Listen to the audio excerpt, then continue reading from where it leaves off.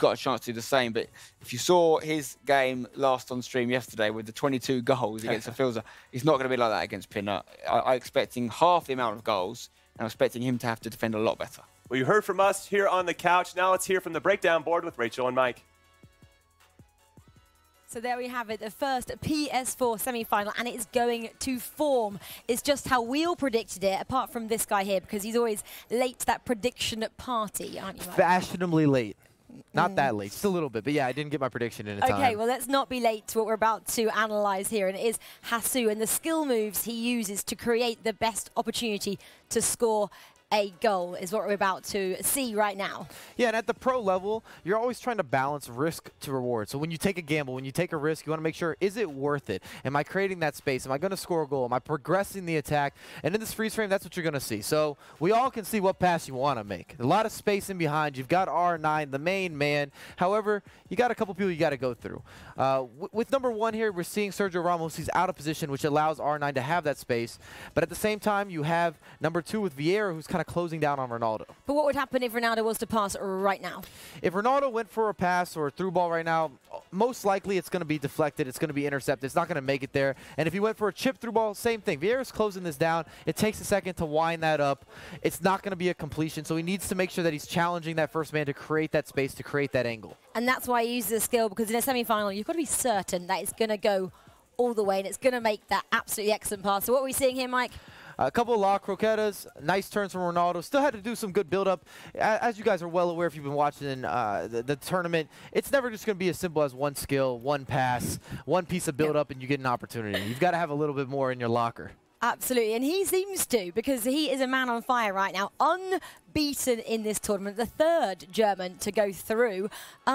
It's excellent, isn't it, for the Germans? I mean, we could see 4 out of 4. We still got Stefano versus Waves. We'd have 4 of a kind. I mean, we talked about gambling, poker. 4 of a kind. That's kind of something to throw back at you guys if you like cards.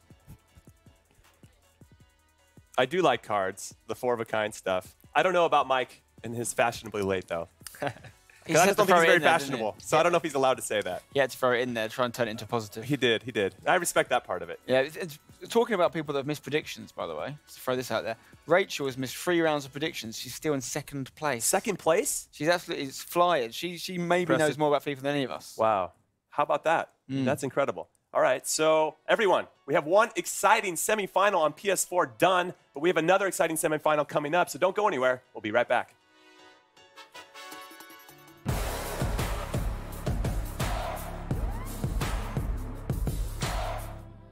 My favorite Team of the Year player is actually, I think it's Neymar. I really like to play with him, and he has 5-star skill moves, so you can do all tricks with him. And at the same time, he has 5-star weak foot, which means you can score from so many angles with him and with both legs. I think it has to be Neymar. Neymar's probably always been my favourite player. This FIFA, his normal card, his informed card, and when he got that 12th Team of the Year item, I thought it's going to be the best player in the game, and it was. So for me, Team of the Year Neymar's the best skillful player on the game, and that's just the way I play FIFA. Well, I've not actually used him yet, but Neymar is my favourite player on the game. So I can only imagine how good that is, so I'll have to go with Neymar. My favourite Team of the Year player will have to be Marcelo. I had very good memories with him when I won a championship a couple of years back, so it's nice to see him get a Team of the Year again, and yeah, just good memories. My favourite Team of the Year player is probably Neymar, because he's very good and he's got more stamina right now, so it makes him a lot better in the end of the game. Team of the Year Neymar. Every FIFA, just regular Neymar is my favourite player because of how agile he is, how quick he is in the box. I think the best Team of the Year player is Neymar for me, because I don't know, he is the most enjoyable player for me. My favourite Team of the Year player is Van Dijk because he plays for Liverpool, the rock at the back. Team of the Year player, it's Cristiano Ronaldo because he has every stat. He's just too strong, too fast. Favorite Team of the Year player is Cristiano Ronaldo because his normal card feels a bit weak, but his Team of the Year card just takes him to another level. Yeah, my favorite Team of the Year player is for sure Cristiano Ronaldo. He's awesome. His jumping stats, his header, his long shots, everything is incredible on this card. I go for Ronaldo. Ronaldo is one of the best Team of the Year players because he's good in anything. So definitely Ronaldo is. My favorite Team of the Year player is Sergio Ramos. He's the best defender in the game. My favorite Team of the Year player is Messi because he's also my favorite player in real life. My favorite Team of the Year player is Cristiano Ronaldo.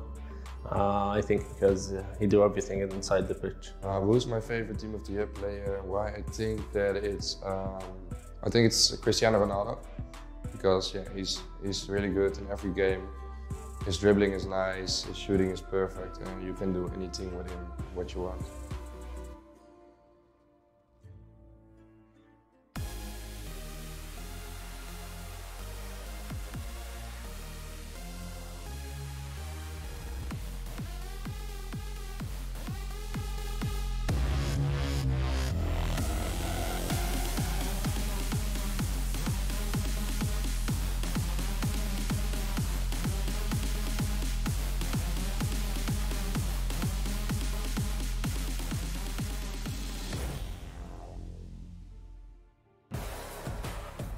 The FIFA 19 Global Series is brought to you in part by Turtle Beach.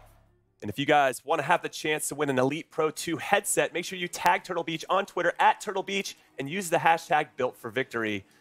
They're amazing headsets, and like I always do to Spencer, he verifies it for me because he has a pair. Tag them. Tag them. Make it happen. Win yourself it. Get the little audio hub app on the go, the little dial. Recommend it. Lovely. All right, so we have this upcoming huge match, the semifinal on PS4, the last one of the day here, before we get into the PS4 final, which will be very exciting, of course. Waves, who was the number 15 seed, everybody. In the round of 16, he was number 15. He upset FUT Marco, who was one of the top players in the Swiss format in the group stages. And then he beat Fafilza yesterday in a 12-10 thriller in some way. So many goals in that game. Can he keep that up against one of the best players left in this competition, Stefano Pinna? No. He can. All right, we're done. Just shut it down. I Let's just don't go to know the game. anything, clearly, because I've got all my guesses wrong today, and so I'm probably going to be wrong about this, but I'm thinking that Pinna's going to be too good for him. I don't think he's going to get away with half of what he got away with in that game against Fafilza. That Fafilza game against him was kind of this just two attacking teams just going head-to-head, and it was like who can score more goals, because I think we're going to see more of a football match between him and Pinna and a little bit more defensive work, and the Belgian's going to control the game. I think he's going to control it. All right, before I get to you, let's take a look at both of these players.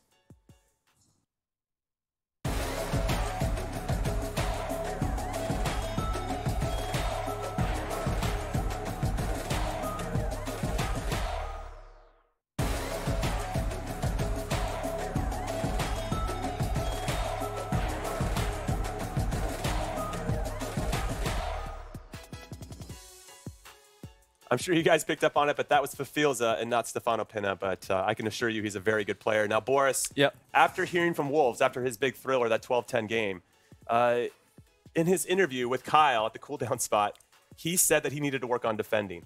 What do you think he has to do in particular to slow down Stefano Pinna's attack? Also, Pinna is a different player. He's not going to create as many chances. But what Waves was doing yesterday a lot, he was just rushing with his center backs, which usually is not the best idea. But now, once again, Pinna is a different player. He's not going to create as many chances. It's going to be a completely different game. I think we're going to see a lot less goals. I mean, 22 goals is surely very, very hard to beat. But Waves here. Also his first tournament of the year, and Pinna, I think, a clear favorite here. He was also the favorite before this tournament, and the only actually big name left on the PS4 side looking at the leaderboard, and this is going to be a tough game for Do you feel Waves. like Stefano Pinna, because he played after Waves yesterday, do you think he went back and watched the stream to see how Waves was playing? Yeah. Is he that type of player? Definitely, yes. And I also spoke to his coach this morning. Of course, they watched his gameplay yesterday, and they watched especially that game against Fafilza and the way that he was scoring goals, because his way of scoring goals, I mean, they were all pretty similar. I mean, he took these fast turns and instantly shot, and they watched it, analyzed it, and he's going to try to stop this today, because that was a very effective way of scoring goals. But Pinna, I mean, the strongest defense in this tournament against maybe the best attacking player is going to be a very interesting matchup. I think I was going to say that I think that we make a lot about the sort of goals that he was scoring. When you're watching that stuff back and you're analysing, and this goes for anyone at any level, particularly with these outside-the-box finesses and these long-range shots, you're thinking, how do I stop them? And everyone kind of gets frustrated or focuses on the closing down of the shot. you've got to go a couple of steps back. You've got to think, how did they get to it? And for example, a lot of these guys have their width, attacking width, set really wide. So they stretch the pitch out. So then they get the ball to the guys that are wide. The defenders then have to go out to meet them. Ball comes back in, there's space. So, for example, one of the things that people will do to counteract that is they'll keep their defensive width quite narrow to crowd that middle area to stop the shot opportunities. Yeah. But when you do that, that sets up more space to do the El Tornado cross to that back post cheese. Well, yeah, right? We've seen a lot of goals being scored in this tournament. And that's why, as a player, you need to be able to score multiple goals. Because you see these players, for example, that are scoring lots of the same type of goals. Danny, for example. Eventually, that comes up against someone who can deal with it, and you have to have a plan B. So whether it is that there's multiple ways that are working well, the crosses, the outside the box, whatever, you need to be able to do both. You need to be able to defend both. Yeah. Okay. And then if you were Waves in this instance, Boris, how would you approach trying to defeat Pinna? Because we've been talking a lot about what Pinna should do against Waves. I think it's a lot about forgetting about who you're playing, because there will always be this fear factor. If you're thinking, okay, I'm going up against one of the world's best players, I'm going to play Pinna now. And I think that was also what Rasek did so good against Tex, that he was not thinking, okay, this is Tex, I'm just going to try to play my game, I'm just going to try to play what I'm good at. He was very, very confident. That's also what the Waves should be here. Just not overthink it. Okay, I'm facing maybe the world's best defensive player. I'm going to struggle scoring goals. Just try to play your game, and that is really his best chance here to beat Pinna. All right, before we get into your predictions, got some good news. We have a Twitch drop, everybody. Yes, it is happening. Make sure you link your EA and Twitch accounts so that you're eligible to win. It's Team of the Year, Luka Modric, which is an unbelievable card. Boris, I think, is already salivating about it. However, if you're watching from the PlayStation channel on Twitch, you have to watch this on the main account, on EA Sports FIFA's Twitch account to make that happen. So I think you should just open up another tab. You have 2 tabs going, and then you can be eligible to win. Make sure you follow EA Sports FIFA on twitch.tv. That's a great card. I think the most highly rated overall stats player ever in the history of FIFA. It is. Luka Modric. Yeah, it is. I'd still want Kylian Mbappe, just given how he's performed this tournament. He's been so good. Yeah. But maybe I'm just blinded by his performance here. Goal scorers, you should know this is defender, Jim. The goal scorers always get the credit. But you've got people like Luka Modric that put in the strings. They're the glue. Exactly. They're the glue to the whole thing. All right, let's get to predictions. Waves or Stefano Pinna? Boris? I think we saw a pattern yesterday from Waves. Okay, so he's starting slow. He almost lost the first game against Marco, and then he got better and better for each round. And that's also because of his game style. It takes time to get warm. He has to get that engine room going. And wait, hold on. I should remind you that he's German, and all the other Germans have won today. But go ahead, continue. To bear in mind. Well, my point here is that he has a game style that takes time to work up. And this is the first game of the day, and I think this kind of situation will suit a more structured player like Pinna, who, well, he doesn't depend so much on these small margins. So that's why I'm going to say Pinna here. All right. Spencer. Yeah, I think... He swayed you last time. Yeah, I think... and he directed you in the wrong direction. He did. But I've made the same mistake 3 times in a row, which is going against the Germans. Am I going to make that mistake again? Yes. I think the only way Waves can win is if he gets some early goals, because Pinna is a very good defensive player. If you put him out of his comfort zone and put him with a lead to chase, he then has to play more open, which might create more gaps. So I think that's the only game plan that could work for Waves, but I don't think it's going to happen. I think Pinna is going to win because it's always a Belgian. It's always a Belgian. I just don't feel like you can sleep on Germans in this competition, but I feel like Pinna's the better player. I'm going to go with Pinna as well. It's a clean sweep here on the couch. All right, everybody, it's the last semifinal of the FUT Champions Cup presented by PS4. Let's bring in our casters and get their predictions. Yes, Jimmy. What are you guys feeling? How are you feeling? Brandon and Richard. What a fantastic game we just saw there as well. Of course, Hasu still unbeaten in the competition. However, this is a big game because, say if Lost in the Waves wins, the guarantee to pick up a trophy. The Germans are going to win a trophy. Yep, for the first time since Megabit at the playoffs, the Germans will be standing tall. However, I think there might be a spanner in the works. I think that spanner comes in the form of Stefano Pinna. I think he's going to beat Waves. That's my prediction, Stefano Pinna. Okay. Brandon, what did you go with then? Same for me. Make that 5. Wow, 5 all of us. All 5 of us. I just think defensively, he can control a game. He can score when he wants, and he can I reckon, see it through to the console final. Well, we'll see how it all plays out. Enjoy the game, guys. Cheers, Jimmy. And you heard the guys there talk about Pinna, and you heard Boris talk about Waves, about how he needs to have a bit of time to build up his play style. Lost in the Waves. We saw that game yesterday, which had 22 goals in it. Some of the most high-scoring game I've ever seen, a competitive FIFA tournament. However, Pinna doesn't let up goals. It had 22 goals in it. Fantastic. You conceded 10. You can't concede 10 goals in a game of FIFA and get away with it. And if you just look at the goals that they've conceded in bracket play, Lost in the Waves has conceded 15 goals in this tournament so far in bracket play. Pina's conceded 1. He's conceded 1 goal in his 2 knockout games, in the round of 16 and in the round of quarterfinals. I just think that's going to be the deciding factor in the end. I just don't think that you can't defend that poorly and get far in a competition. We'll just have a look at how both these players got to this stage. So it was Stefano Pina that went 4-1 in Swiss-style format to ensure he would get himself through to play Checham, in which he beat him 3-1. Speaking of that 1 goal we conceded, that was against the Spaniard. Played against Marv yesterday from Bayer Leverkusen. Beat him 2-0. Did not concede a goal and looked so routine as he comes forward now, and he's just conceded. I'm going on about how good he is defensively. It's taken him 2 minutes to concede. Lost in the Waves just shut me up, didn't he? 2 minutes in, fires it into the top left corner. Pina moved his goalkeeper looking for that near post finesse, and Lost in the Waves just smashed it into that top left corner. We've got a game on our hands.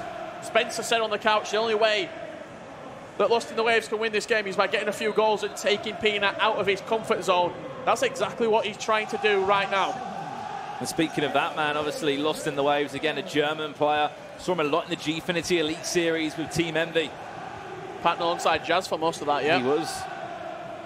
He went through 3-2 on Swiss-style format. But at one point, Richard, he won his first game in Swiss-style format, lost 2 on the bounce to Fiddle and New York City Chris, and somehow clawed it back to send him through to the knockouts, where he beat Footwiz Marco 6-5, and then had to play that enthralling game against Fafilza yesterday. So he's also been playing knockout football every single match, which is something that's carried people through. This Stefano Pina, if you don't know much about this guy, was the runner-up at the FIFA E-World Cup Grand Final last year. Was in the final. He could be 2-0 down, though. We're hyping him up loads. Here comes Ronaldo. But it's great to watch. He's Lost in the Waves. He's very attacking. He's very direct in his play. Both players choosing to not have any game sound on as well. Rio Ferdinand from distance to down. He's going to be shooting it. In it goes. Cristiano Ronaldo this time. What a save, David De Gea. And you have to say, Stefano Pina is being made to work within 10 minutes here. Something that not a lot of people have been able to do. Well, he knows he has to. Mbappe again. That's 4 shots in the space of 11 minutes. Pina, currently in this, he's lost at sea. He's lost in the waves. Is Stefano Pina right now? He's drowning. He doesn't know where to go. He's looking for a life raft. If he goes 3 or 4-0 down, I'm sure he'll be calling out for one of them. However, he's on the attack now, and as I mentioned, was the best player on PlayStation last year. Played against MS Dasari in London in that final and got himself the move to PSV not long after. Of course, with ECV Esports as well at the time. Hullet can shoot.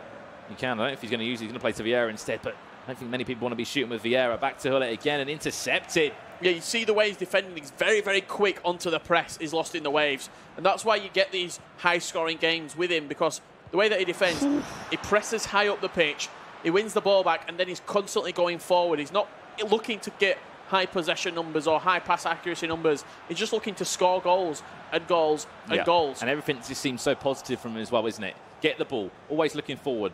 Just look, with the way that he's defending right now, he's pulling Ferdinand, he's pulling Ramos towards the ball. Marcelo there, squeezing high up the pitch. He's not sitting off. It's an aggressive performance. He knows he needs to be, because the key thing here was to score first. To score first for Lost in the Waves, because we know how good defensively all the way across. Cristiano Ronaldo, oh no. Carl Walker said no, no, no this time.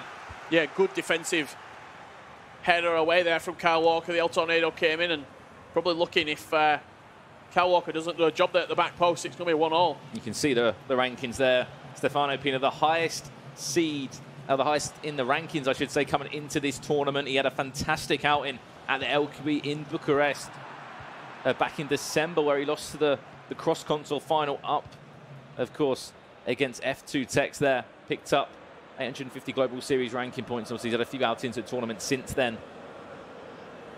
And after today, wherever he goes out in this round, he'll still pick up 625 Global Series ranking points. He'll ensure that he's still fully amongst that top 10.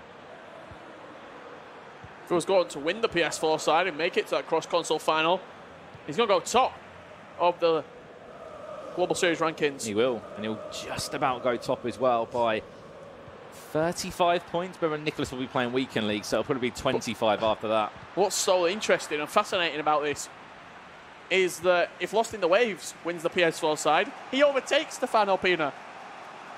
He takes that 1,500 points and he goes into 4th position. Mbappe to Ronaldo, all the way across to Cristiano. Can he cut back inside for a low driven? Yes, he can. Didn't even need to go low driven. Didn't even need a finesse. Tricked the keeper. Cristiano steps up. And what an important goal that is as well. Really nice finish from Ronaldo. He came inside, potentially opened up for the finesse, but inside drove it into that near post. Hit the side. Net, you could say. When you're getting it in that corner, there's not a lot the goalkeeper can do about it. And that's David De Gea in the goal. Helpless by the hands of Cristiano Ronaldo. Stefano Pina just saying, I am in this tie. Cristiano Ronaldo. After what was an incredible first 25 minutes from Lost in the Waves. Frantic opening. Concedes a lot, though. He does score a lot of goals, don't get me wrong. He's kind of a player that outscores them. Reminds me a little bit like Ajax Danny a year or two ago. Of course, he crashed out the tournament. Slightly, this is the FUT Champions Cup in Bucharest. If you have just joined, this is Championship Sunday as well. Finesse from distance. Had to be a big save from De Gea, and you can just see the reaction from Pina just saying, he's attacking me every single time. Yeah, we're actually time yellow as well. Edge of the box once again. Who he's looking for here? Back to Ferdinand. He ain't going to be having a shot. Played to Rio Ferdinand. A silly tackle. Still in possession, though, so the advantage will be played for Pina. Yeah, hold it on the edge of the box. Him down. Surprised he's not picked up a yellow card for that one. The Dutch icon.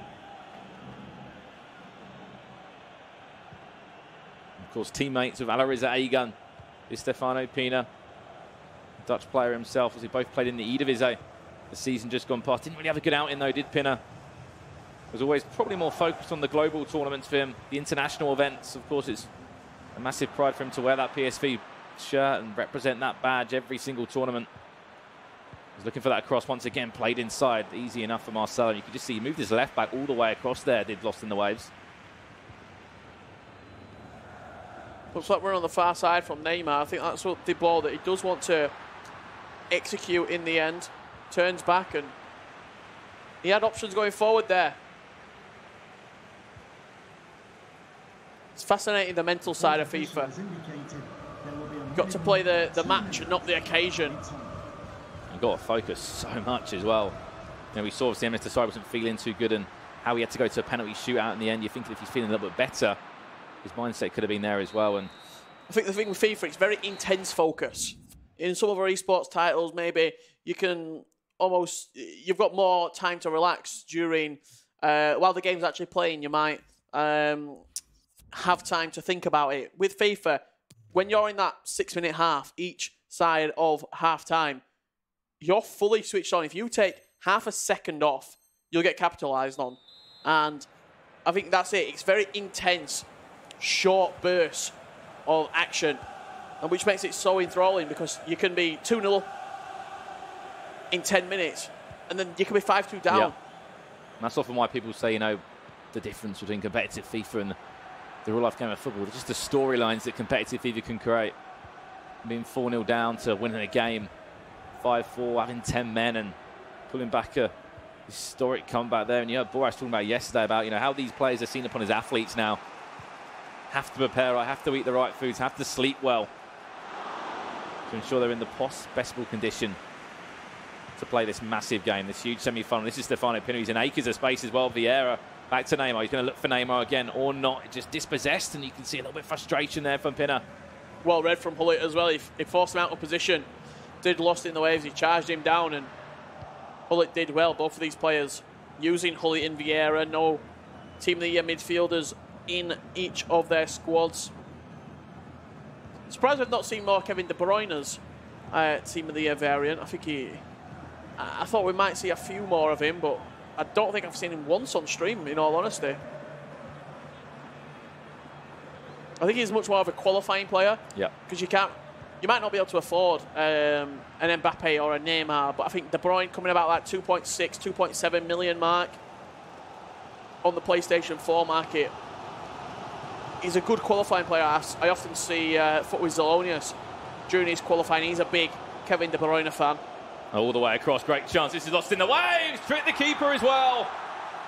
Keeper went back. He kind of backtracked there to try and make some kind of an angle there, but it was always a guessing game. And it was lost in the waves that gets the right way. Really nice finish from Mbappe. When you get into that area, when you've got someone of Mbappe's quality, 99 acceleration and sprint speed alongside 99 finishing, 98 ball control, he's going to be clinical in that area, is Kylian. And there's a reason that he's been the breakout player in this tournament. He's in every single player's team. Definitely, we kind of saw a snippet of him last weekend in London for that LQE, but in this major, it's been all about him, to be honest. He's been the star of the show, in my opinion. We're used to seeing what Ronaldo can do, Cristiano, R9s. It's been nice to see that fresh wave of talent come through in Kylian Mbappe. Scoring goals from all over the field, jumping up, winning headers as well. We even saw a small defensive performance from him as well. 2-1 down, though. This is Stefano. He's back to the same situation again. He has to score. Stefano, play it one more. Oh, you saw the idea. I think he went for a shot. Worry offside. I think he could have been a fraction offside when the ball first came into him. Oh, now Marcelo he's offside. He's offside. He's offside. I was going to say, that would have been potentially 3-1 to lost in the waves there. He would have probably praying for a better chance. Marcelo looking into the crowd, trying to find his mum and dad in the audience. Lucky for him, he was he played some kind of offside trap there for him. Lost in the waves. A lot of question marks were around him. Can he replicate that same performance? But you know what?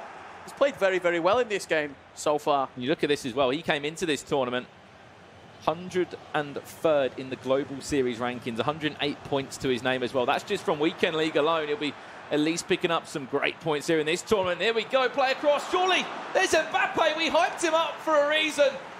He can leap up above the rest. And now we're all square again. A pause from Stefano Pina as well. Something needs to change for him to try and take control of this game. Yeah, quite fortunate because he actually squandered the opportunity, did Pina, with that chance that he created. Lost it away. He's playing in a 4-3-2-1. Interesting. We wondered how he was so attacking in that final third and how he had runners in behind all the time. It's because he's playing 4-3-2-1. Pele and Kante coming on as a left centre mid or right centre mid option. And Prime Eusebio as well coming on as a left winger. So that 4-2-3-1, something I'd normally sway towards in a FUT draft. Yeah, you get the best players in. You can squeeze everyone in there, can't you? On the left and the right. Well, keeper saved it originally there. I'm surprised he didn't kind of play it across goal originally. He went for the shot of Neymar, and lucky enough for Stefano, Kylian was at the back post and was happy to leap up and score that one. Mbappe gets subbed off as well. How about that then, Mbappe? You've just gone and scored a goal and he'd been subbed off. Ronaldinho's on the field. 2-2 all square again. This is setting up to be a great game, this. Really, really tantalising affair right now. Player that we often say doesn't concede goals, and in the knockout stage, as you said, Richard, only conceded one in 4 legs of FIFA. Obviously, the goal that he did concede came up against Checham in the round of 16. Then he had a clean sweep against Marv from Bayer Leverkusen at 2-0. Interesting that he's actually kept Vieira on as well. Overruled Hullet. I think when you have Vieira in the team, it just lets the other players around him, Kante, Pele as centre mids, just get a little bit more pocket space. Ooh, good save. Just lets them have a little bit more freedom. You're going to have Vieira, medium-high work rates, 83 pace, 90 defending, 91 physical. Just sit in front of that defensive shape. Oh, that's a lovely ball. Chance now, Ronaldinho. What's a save, David De Gea. He's in the team for a reason. Straight away, we're in for a corner. We'll talk about that chance in a minute. Played short now, Ronaldinho. How's he missed that one? But acrobatic save from De Gea. Rio Ferdinand back to Ronaldinho now. But the pressure is really on for the German, but he soaks up and clears that one wide. What a chance that was. Yeah, I shouted, what a touch. What a touch past the post from David De Gea. I'm not sure what he got on it, but he made sure he got some sort of contact. Did the Team of the Year goalkeeper just to force that wide. Ronaldinho nearly being the first leg game winner. I was going to say, Kylian Mbappe was subbed off. That same position again, nearly came up trumps and scored a goal for him. But this is the confidence shift that a goal can do for you. Stefano now just thriving, it seems, on the attack. Which is exactly what he needs to do. And if he can go 3-2 up, go into that second leg with a slight advantage, he'll be over the moon. Hullet inside to Vieira. Can he play that ball? No, he can't. He's going to go to Ronaldinho instead. Oh, he knew the idea of what he wanted to do, but the kind of mechanic there. Screen. Yeah, the mechanic of the movement there. I think Ramos just got a leg in the way and said, no, that's not going to be happening. Waves plays down the line instead. Is he fouled? Yes, he is. He's won a free kick in a very clever area. You're going to expect maybe a cross here, played short, then cross it in. Carl Walker in the book as well. I think he's got quite unlucky there because he's done a fake shot down the line, and I think it's just been a coming together. We'll see it on the replay. All being well. Of course, wanted to skip that and get straight into the chance. There's Marcelo. He's going to play out wide to Rio Ferdinand there. Back to goal for N'Golo Kante. He's done it again. In the last game we watched as well with Hasu. N'Golo Kante scoring goals, not just involved in defending and breaking up the midfield. He keeps on scoring goals, Rich. He did it last weekend in London. He's doing it again here. Picks it up on the edge of the box. And it's that unpredictability. You don't expect Kante to be able to shoot like that. This Team of the Year Kante can shoot like that. Through the legs. I think it's of Ronaldinho back there. Picks the top left corner. And the first goal of the game went to Lost in the Waves. And maybe the last goal of the game has gone to the German. What time to score it as well. Both these players will obviously go out for a quick chat to their managers, their coach. I know obviously Romo Abdi, the manager of Stefano, he'll be saying, right, let's get it together because you don't concede goals normally. You conceded 3 in this game. Get yourself a goal early on and try and get yourself in this game. Score another one, then control it. Put yourself 4-3 up on aggregate. You can get an equaliser now, though. This will really shape up this second game. I think there's going to be a chance as well. Cristiano Ronaldo trying to find a pocket of space. Instead, it's going to go to Eusebio. He's going to have a finesse. Oh, wow. This game is really shaping up to be something special. The keeper movement was just too poor. It weren't great from Lost in the Waves. You'll see it on the replay. It moved him to the left, then moved him to the right to cover the near post. And exactly the same that we saw from Pina last time in that quarter-final when he scored a last-minute goal. I believe it was Checham, actually, in the last 16. He scored a goal on the 91st minute. He paused it straight away. He went in to check what his opponent's playing. Well, he's just done it there, Richard. He's just scored in the 14th second, I believe, of one added time as well. He's made a pause to potentially make a change and match up his opponent because this is what the best players will do in the world. They will not take a risk at all to go and concede. I said if he can score this, set it up in the best way possible for this second leg, and he's just done that. Eusebio, lovely finesse. You're asking a lot of questions of the goalkeeper from Lost in the Waves. Is this more of a mental thing as well, just to calm himself down going into that second leg? You're not going in full of hype and you're just going in with a clear mindset and a calm mindset. But Eusebio on the edge of the box with that 5-star weak foot. He can go left, he can go right, and he's picked out the top left corner. He's bringing a 9 off for the last 15 seconds. Maybe he's brought one instead. Is that Kante? Maybe he's brought one, but there we go. That's game over in the first leg between the two.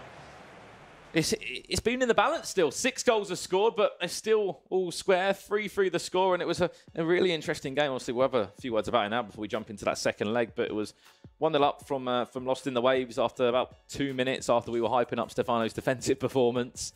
Just a kind of a wake-up call, if anything, to say I'm in this game, Stefano. Yeah, I might be 103rd, in the rankings. I might have only got 100 points compared to what you've already collected, but I'm not here to mess about. I'm in this competition for a reason. Yeah, if you're qualifying for an event, you're capable of winning an event. It's as simple as that, and we will have a brand new name on that trophy by the end of today. It looks fantastic there in the gaming studio, which the players are playing in right now. The big thing about this game is that if Lost in the Waves goes and wins in this second leg, we are guaranteed a German name on that trophy. We mentioned there the last time that we've seen a German obviously go and do really well was in the playoffs. Obviously, there wasn't really a trophy as such for that. It was more just kind of top seed for the FIFA E-World Cup Grand Finals last year. But there's never been a German name in that FUT Champions Cup. And if Lost in the Waves goes and win, there will be one. There will 100% be one. Just talking about that game right there, and we're going to see some highlights of the first leg to see how this game did break down. Stefano Pina coming into this game conceded 1.23 goals a game. He's conceded double that in one leg, has the Belgium. So it just shows that maybe Lost in the Waves getting under his skin a little bit. You see the goals as they go in during this game. see all the goals occur. As you said, Richard, 6 goals were scored in the end. That was Pinner to make it all square at 1-1. It was kind of a very, very end-to-end game here. This is in the second half now. This is obviously Lost in the Waves on the attack. Lovely ball all the way across for Mbappe. Tricked the keeper just into the roof of the net. No chance there at all for David De Gea. End-to-end FIFA. Lost in the Waves scores. Pina replies. That was the tale of the tape throughout the majority of this game, and you're still going to see it here again. I was surprised he didn't play it across originally. I think Marcelo could have got there, had the shot, made the keeper make the save, and as we know, Mbappe's been the hero of the weekend for me, and he leapt up and beat Marcelo to the header. And this was the goal that we thought maybe won the game for Lost in the Waves. Kante, green timed on the edge of the box, finds the top left corner. There's a lot of, if you're timing it in green, it's going to be on target, and it's probably going to be a goal, but a late reply from Stefano Pina into Eusebio. Keeper moves to one side. Pina slots it in the other. And that's how the first leg did finish up. 3 goals apiece. I'm sure Michael will break that one down a little bit later as well. That goal that Pina scored right at the end. He kind of shifted his body to the right to get the keeper to move slightly, and then he came back inside and just bent it into the top-hand corner and made it look so simple. Just looking as well at the only game that Pina has lost in this competition was actually against FUT with Marco, 3-0 in the Swiss-style format. So he has lost 1 game as Pina, and that was a game which he actually didn't score across the 2 legs for him. But it doesn't matter now. He's already through. He's just, we know how good defensively this man is. Obviously representing Belgium on his own at a number of events. And for a really enthralling second leg here. 3-3 was the score in the first one, Richard. And we really don't know which way it's going to go. I think the key thing was you cannot let Wave score 1 or 2 in front of you, Pinner, because we know you're more of a defensive player than the attacking player. The question is, who will be joining Hasu in the PlayStation 4 console finals? Will it be an old German affair, or will we have a little bit of Belgium in that console final? And will it be Stefano Pina making another console final? We're going to find out in the next probably 15 to 16 minutes. Who's it going to be? Stefano Pina or Lost in the Waves? Here we go then, into this second leg now. All is square at 3-3. A late goal from Stefano Pina, but an early goal was after 2 minutes from Lost in the Waves. Here we go again, Stefano Pina from left to right, representing PSV Eindhoven. And of course in that MV kit, played for MV. In that Gfinity Elite Series, I believe representing still in this tournament now is the German. It goes across for Pina. What a start. The tables have well and truly turned. 4-3 on aggregate. And Cristiano Ronaldo welcomes himself to the game with a fantastic finish. 1-0 up, 2 minutes on the clock. Perfect start for Stefano Pina, and he found the perfect man inside the box. Cristiano Ronaldo. El Tornado cross into Ronaldo. Heads it down past the goalkeeper. De Gea getting nowhere near that one. What a start for Stefano. Can only imagine the words that both players would have received after that game. A few words of wisdom from their coaches. If anything, an early start from Stefano. Make sure you score the first goal, because we know how you can control a game. An enthralling and an amazing tournament. The FIFA World Cup Grand Finals in London, where he controlled the whole tournament, got himself through, played Marcuso in that final that on the console that went to extra time. Of course, we're looking forward to see what this year brings as well. Stefano once again, oh wow. Heroic save from De Gea. Yeah, jumping across the goal there. David De Gea, fantastic save. I think one of the things that a lot of people don't do with the goalkeeper movement, which you'll see the very best pros who have mastered that art, they move the goalkeeper backwards. If you're struggling on weekend league and your goalkeeper movement is just a little bit suspect. Oh no, this. Oh, how's he performed that off? Pina's in shock as well. It was like playing headers and volleys down the local park, that was. You can see it on the replay. Ramos to Ronaldo, and if anything, I was thinking, R9, play that back inside to Neymar. Cristiano Ronaldo leapt up. We know how high this guy can jump. Ramos with originally a bit of a dodgy header. Ronaldo jumped up, kind of played a through ball header to R9. And somehow Stefano Pina has found the smallest of gaps to play it down the goalkeeper's side. And now he's 2-0 up.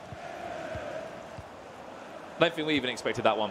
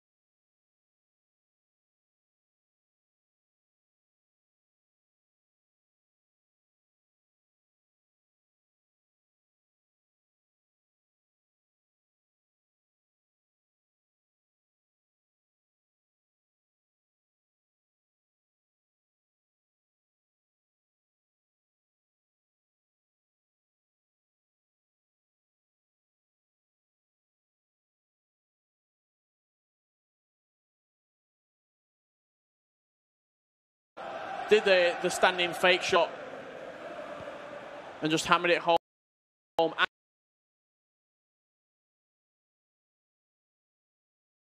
the near post. So the two Ronnies in most teams. This game's starting to get away now from Lost in the Waves. This is the start. Not what he would have expected, though. This is not what he would have expected, because for Pina to go out and score 3 goals inside 17 minutes, he's very un-Pina-esque. You expect a certain game plan from your opponent, and when that goes out of the window, sometimes you're left a little bit bewildered. It's one of those, though, isn't it? If you know your opponent's a high goal scorer in Lost in the Waves, just blow him out of the water, as you said, Richard. Quoting your quotation there. Plays it across. It could be even worse for him. Ronaldo was there as far as the edge of the box now. This will be Hullet. Now Cristiano Ronaldo will pick that one up. If anything, I thought he was going to try and win a penalty there. 21 minutes into this one. 10 goals have been scored, and the man in front is Stefano Pina. Now this game is so different to the first one, where it was Lost in the Waves. He was scoring and replying every single time. Stefano's just leading it now. And this is where we'll see that bit of game management when we need to. There's no rush for him. He's 2 goals up. Potentially even 3 in a minute. Pull it all the way out wide to Cristiano Ronaldo. Can he whip it into the box? Marcelo's there. Play until it. Play one more if you can. And intercepted in the end. End-to-end FIFA right now. Ronaldo so strong in the air, wins it, and lets Lost in the Waves start another attack. He's going to come forward once again. We're going to see that sort of game management come out from Stefano Pina right now. Just slow down the tempo of the game. He's played at quite a frantic pace right now. He can be the one that controls quite end-to-end. He can control this game, Richard. Played inside. Got a deflection now for Ramos, which just kind of saved Waves there. To repeat this again, this is for a place in the PlayStation console final. Out of the 32 players on the PlayStation side that did come to the event, the final 2 jump up to 850 Global Series ranking points and even better prize money. Of course, you keep that achievement as well, being up there as either the best player on your console if you go and win that game, or the second best, but I'm sure no one will be wanting to think about that second best. It's still all about the Global Series ranking points, though. Another attack now for Pina. How a few goals can change your confidence, really. You can see it in front of you. Still like a different man, Pina, in this game. Mbappe, where's he going? Superb from that man. A little bit more info around Stefano Pina. Very much keeps himself to himself. Him and his coach. Doesn't give away any tactics, anything the way he plays. Back to goal, Lost in the Waves, replies again. Stefano knows what mistake that was from him as well. It was on the counter-attack. He's got a very good relationship with his coach. I'd say more of a friend than his coach, in fact. Well, he's an ex-PSV player. Yeah. He's kind of taken his spot as such. Yep, and definitely taken him under his wing, I'd say as well. He offloads a lot of good knowledge, does Abdi, and I was speaking to him earlier today. He's confident that Stefano Pina is going to go all the way in this tournament, especially on the PlayStation 4 side of things. Just through his defensive play. Looking at the rest of the bracket play, not a lot of people. A lot of people are scoring goals, but not a lot are keeping clean sheets or keeping the defensive aspect very tight. Up until this game, Stefano He's gone was down doing that. Yeah, he's followed that story. This score you're seeing now in aggregate is a very Lost in the Waves-like score. We won, actually, this score right now against FUT Marco. Yep, yesterday, 6-5, and then we know the score in the game against Filza, 12-10. There's Neymar, a scoop turn or two. He'll till now, went for the shot, believe it or not. Surprised me, even took the shot. Only a minute or two until we get into half-time in this second leg. Pina's just about in front still, but you can see the pressure, you can see the numbers forward from the German forward. But the point about Pina, about how he just keeps himself to himself, doesn't really show much of what he does or you know, the team he's going to play. He keeps everything to himself. You know, you look at the UK players, you look at the Brazilians, the Germans. A lot of them, they kind of hang out with each other. They'll practice games against each other. Pina he just keeps himself to himself, and I think that's something that's really worked well in his favour.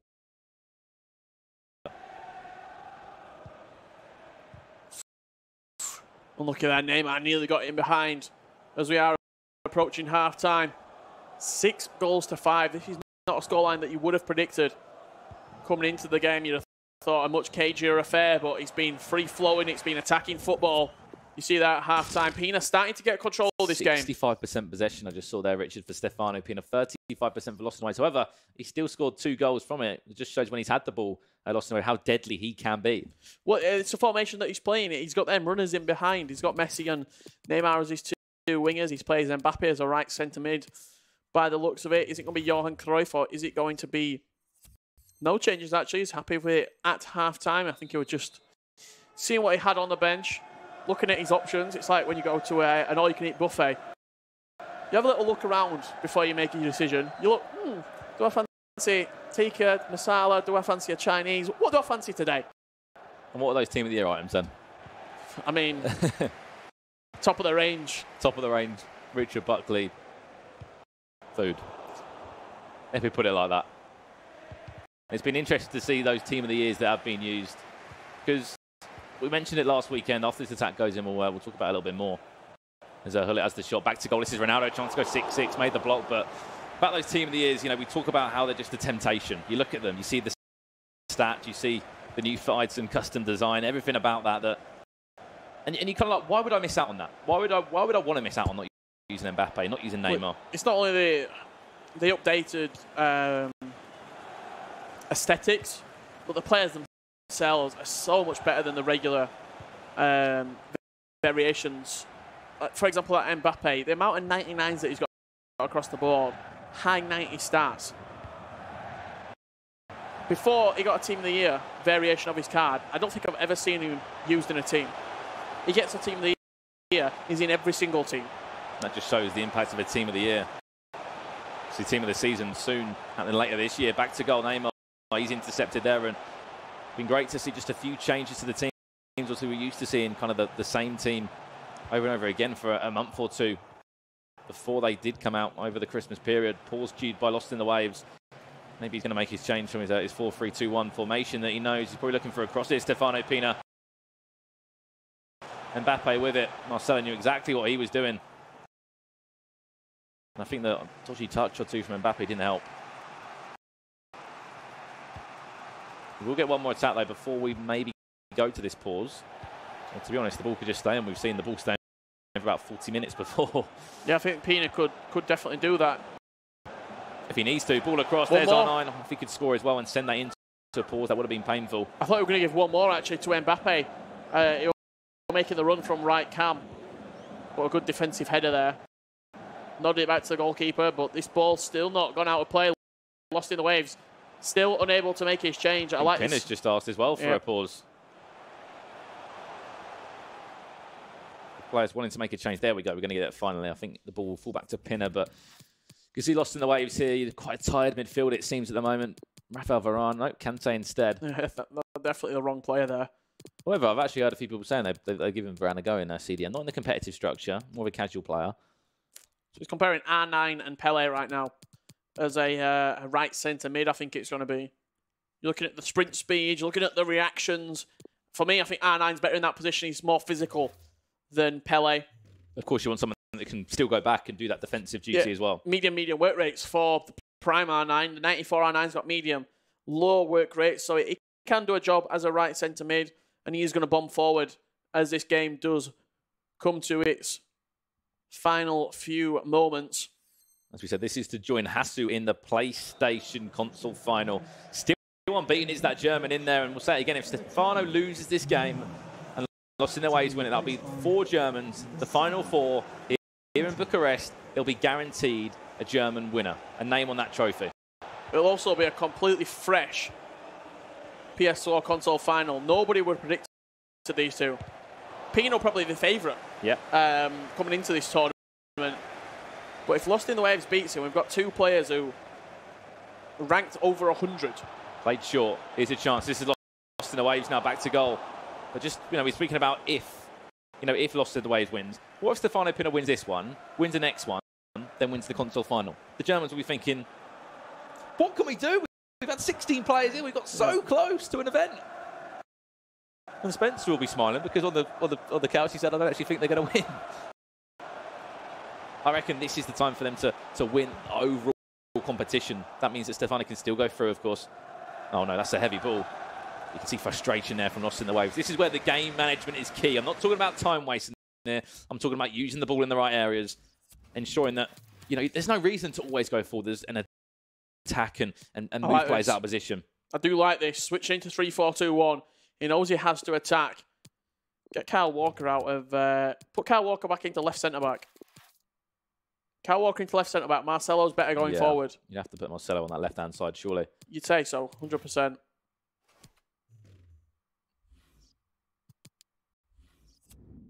I think he has switched back. When he does go ultra-attacking, it will switch into 3-4-2-1 for Lost in the Waves, but see him playing team press and offside trap there, squeezing his players high up the pitch. He knows he's not going to get a lot of chances against someone as composed and as cool under pressure as Stefano Pina.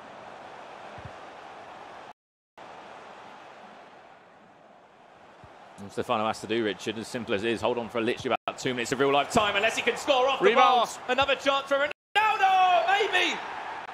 That might be enough to send the Belgian player through to the final. Extending his lead to 2. Nice little finesse shot, bounced off the bar. Ronaldo in the right place at the right time, slots in from close range.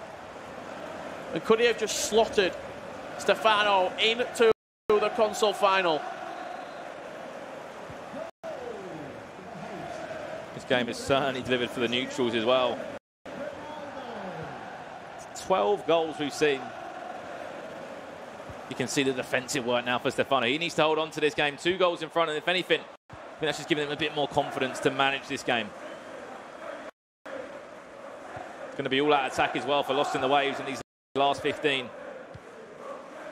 Hullick's making that run in behind. He wanted Hullick to actually switch onto that pass, but he's going to intercept that with that 9. Nearly made the lunge, but still managed to just get it around him. If you just look at the facial expression of Waves, it just seems a little bit defeated. Still has time. A lot of it as well. Cristiano Ronaldo plays all the way as far as Messi outside the boot. Good keeper movement. You see a big nod of the head from Pina. He knows that he did well there. Moved him across to that near post. Don't let him cross it. Kante just kind of just hit by Rio Ferdinand. Anything he got just to get a bit of length on that ball. To get it out of his box. Kante again. He scored before. I don't think he'll be used this time. Back inside, you're seeing what he's trying to do there. He doesn't want Kyle Walker. He doesn't want Vieira. He doesn't want them to shoot with it. He wants Ronaldo's. Eusebio, he wants R9. He needs this chance to be perfect. Kante's done a great job since being involved. Just breaking up the play where he needs to. That's why you've got Ronaldo on the pitch to win every single aerial ball. He's almost a pass, 2 passes in front right now. It's the final penalty, but that's a mistake. That's a great chance. Ronaldo won't be missing this one, surely. Well done. That was a chance. Just where he was slightly off his line already, David De Gea. He could move across. That was the chance. If Lost in the Waves scores that, he's got 6 minutes left. Oh, Kante. To win the game. Oh, my. This could be beautiful. Go, you guys, and finish this now. How he's played this ball across. Kante bicycle kicked it across. Surely not. R9, wow. For me, that could be up there at one of the goals of the weekend. The build-up play. On that, Kante somehow bicycle kicked it. That's gone through the legs. He's nutmegged. Mbappe's nutmegged Mbappe there, I believe. Played inside to R9. And now he's sealed the deal and ensured he's going to be in that PlayStation console final. Yeah, nice little goal from Stefano Pina. This game has finished up, and it will be Stefano Pina. I'm going to write it in to the bracket that I've got in front of me. We've got... Oh, it could be worse, Richard. It could be 9-5, sorry. Mbappe, keeper's off his line. I think Lost in the Waves knows it's over for him. Bit of pride, if anything, to hold on to. Added time of 2 minutes to follow now. 8-5 the score. Stefano Pina. It's been a great performance. Just play it across. Surely he wants to. Doesn't want to. Going to ball roll instead. A consolation more than anything. 8-6 now. And I think the main talking point is that lost in the waves, this was your weekend to pick up points. You're leaving the competition. Don't get me wrong, in the last four, a fantastic achievement. I know it won't mean much right now, but you've picked up 625 Global Series ranking points. Yeah, theoretically, he secured his playoff spot. Has lost in the waves with this performance this week. A breakout performance, you've got to say, for him. Man, Stefano Pina guarantees himself a big jump up, 850 Global Series ranking points. And if he goes on and wins that console final, he will be sitting top pretty at the top of the board, at the top of the rankings, overleaping Nicholas. What a game that was as well. 14 goals between the two. The first game was all square at 3-3, and then the game just came alive, didn't it, in that second leg there between both players. I think we saw 7 goals scored in that.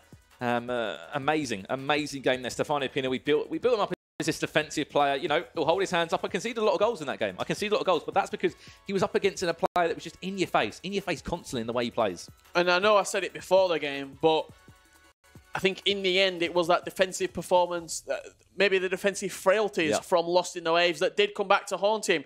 You can't concede 8 goals in a game and expect to win it. It's just not on, really. You can't really expect to do that. But one positive to come out of the game. We got the prediction right, Brandon. Jimmy Conrad got the prediction right. Everyone got the prediction right. Jimmy, what are your thoughts on that game?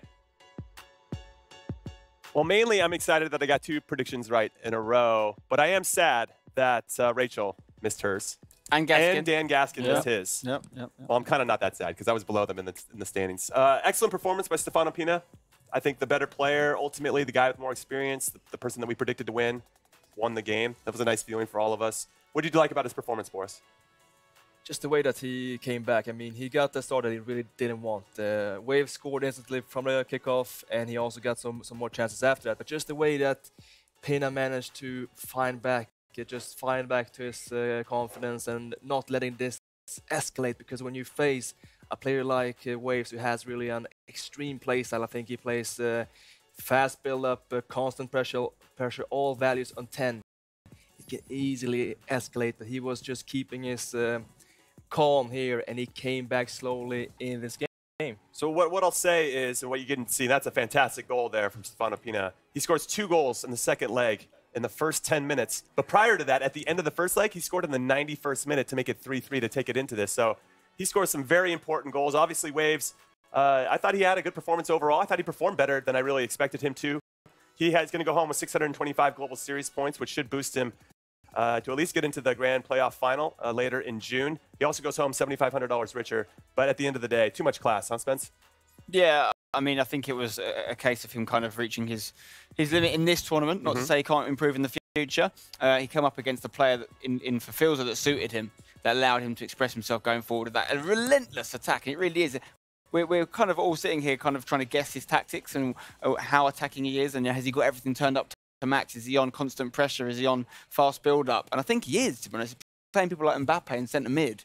That's crazy. You can't really get away with that against a player of Pina's standards, and I think that's what we saw happen there. So good, well done to him, but he's out, and it means we have got a non-German in a semi-final, which is a miracle. Yeah. It's a Belgian. Happened.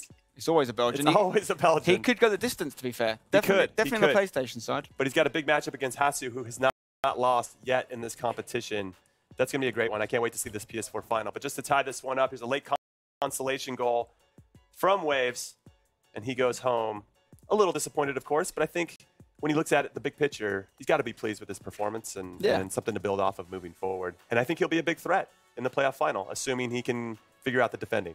That's key. That defending is key. Yeah, just like Brandon mentioned, or I think it was Richard, that you can't really go through a semi-final conceding 8 goals, not on this level. And that's what we're seeing, the same pattern in every previous tournament. You don't win tournaments by scoring 20 goals. You win them by just trying to concede as few as possible. And that is also why we have Pina here in the final. But just the fact that he actually scored 6 goals against Pina's super good defense, it just shows his level of attack. And also want to mention that his tactics here, playing 4-3-2-1, also known as the Christmas tree here, lost in the ways. That is a formation that we haven't seen previously. And is it something that you would consider ever using? That is, I think, more for maybe people that just want to bomb forward. No, but usually we have seen this being common more maybe in online gameplay, but to see actually Waves using this successfully in an offline environment impresses me. And he's also qualified for more tournaments, and if he just can work on some parts in the defense, he can definitely look dangerous for the playoffs. Just a question for someone watching at home, why would that be more popular online than offline? Can you explain the difference? Yeah, it's because usually when you play online, the gameplay is slightly faster, and that makes it easier to make these fast passing combinations, to maybe find some different ways in the attack, while offline, usually in the defense, you will have maybe some extra milliseconds to think, which can make it easier to cut off these passes and these fast combos. So that is usually why we're seeing wide formations like 4-2-3-1, 4-2-2-2, 4-4-2 dominate in offline tournaments, while maybe online the diamond and 4-3-2-1 and similar narrow formations are more common. Okay. I learned something new today. Thank you, Boris. I appreciate you being on the couch. Now let's transition over to Stefano Pina.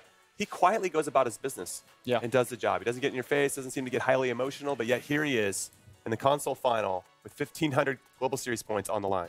It's funny, isn't it? Because we said at the very start of the tournament on Friday that he was the highest ranked player here, and he does go about his business quite quietly in general throughout the competitions. He's never really talked about, despite having such a good E-World Cup last year and always being there or thereabouts, we're always talking about the likes of Nicholas and Mo Aubameyang and all these other guys.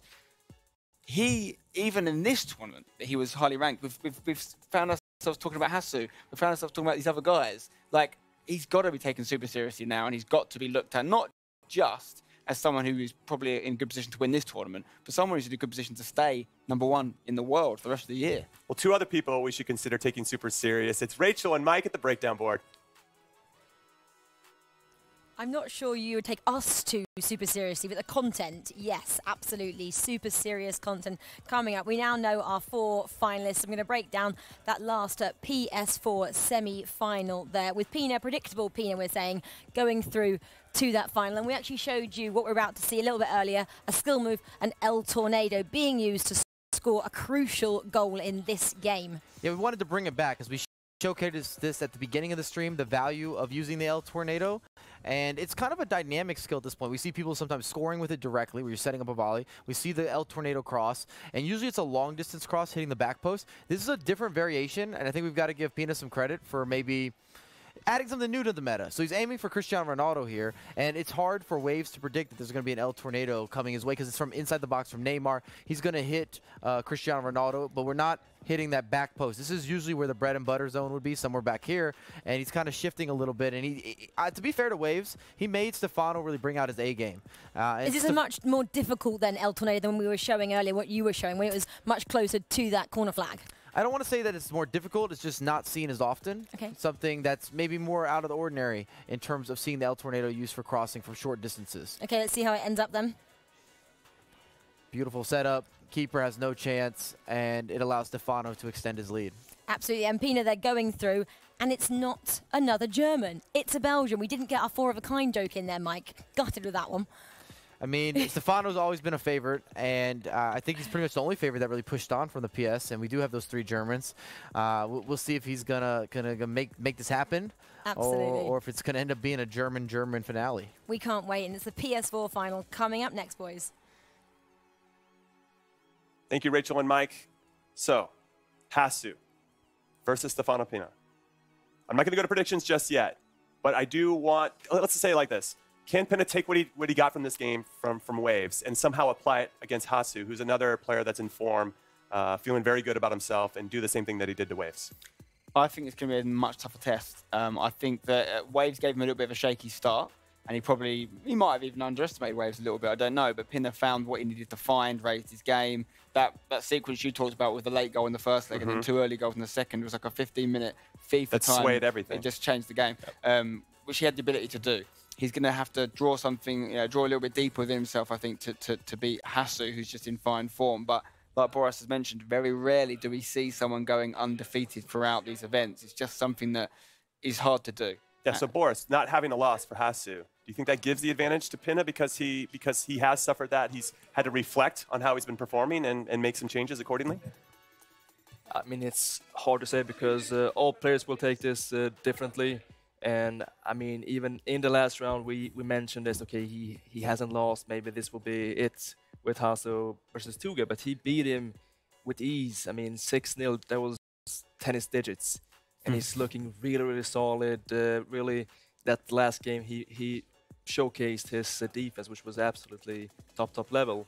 And Pina, though, I mean, if we look at the bracket, okay, Hasso, he didn't really have the toughest way to reach this final. He didn't face any huge names yet, and this bracket was open from the beginning.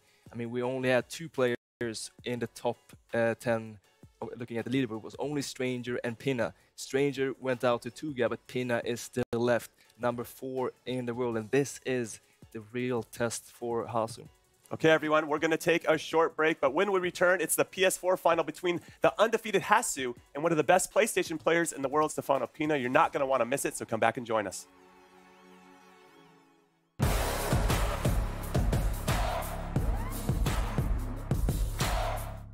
I think Team of the Year has changed the meta quite a bit in FIFA. I think now you have 3 top centre-backs with Van Dijk, Ramos and Varane.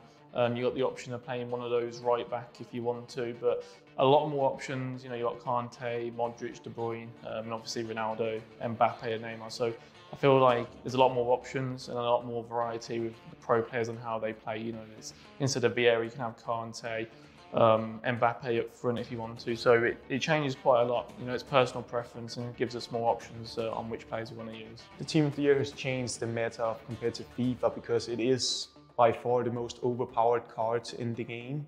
And like compared to the other versions of FIFA, this Team of the Year seems to be even more overpowered.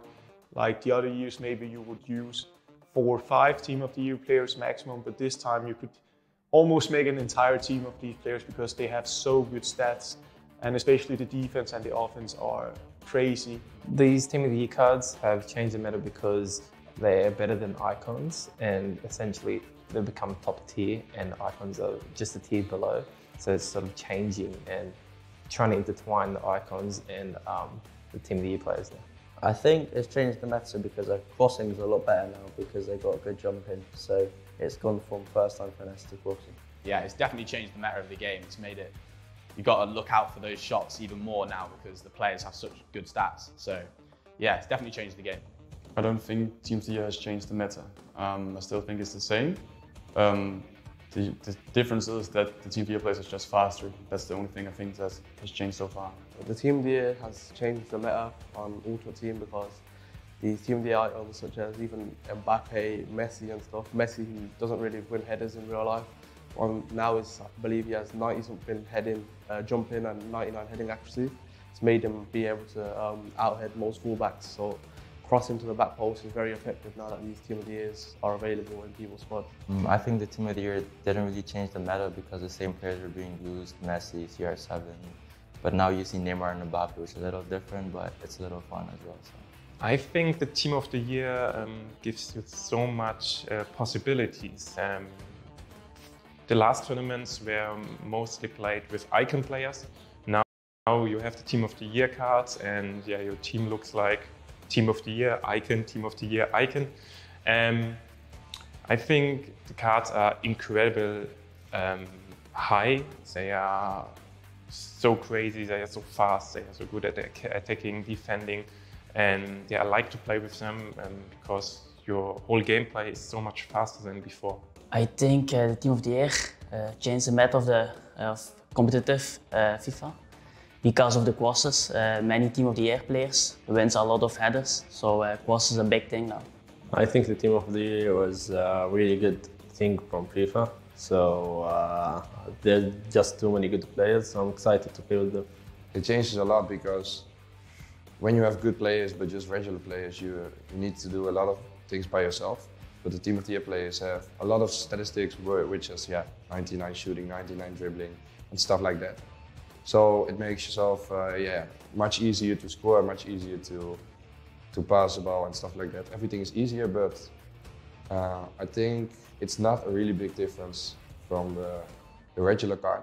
And I think it's still hard to beat any good opponent. You need to be a good player to win your opponents, even if you have a better team. The Team of the Year players, in my opinion, haven't really changed the meta too much. We have a couple more options, I guess. I guess the benefit of it would be, from a viewer's point of view, the teams will be slightly different, all the pros, whereas before it was pretty standard. So there's a bit of more of a choice, but I don't think it's really impacted in terms of the gameplay changing. It's still, you have to do what you have to do. They haven't really created a different style of play, to be honest. Yeah.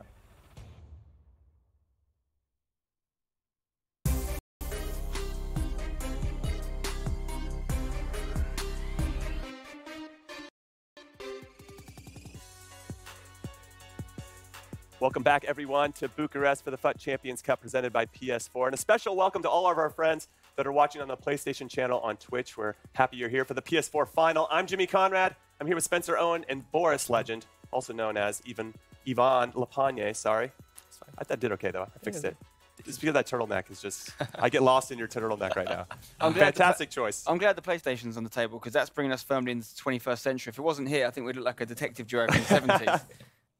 Yeah? Yeah, it's pretty good. Starsky and The Hutch? Nice Guys, I think was that movie. We'll what take it was it. called. All right, so we're heading into this final. Hasu's undefeated. Stefano Pina has one loss. He lost to FUT Marco. And the fun fact about this is that Hasu beat FUT Marco. That's the only tie-in they have from the Swiss format on day one. Does that really matter? They've played a common player, and one of them lost, and one of the other one won?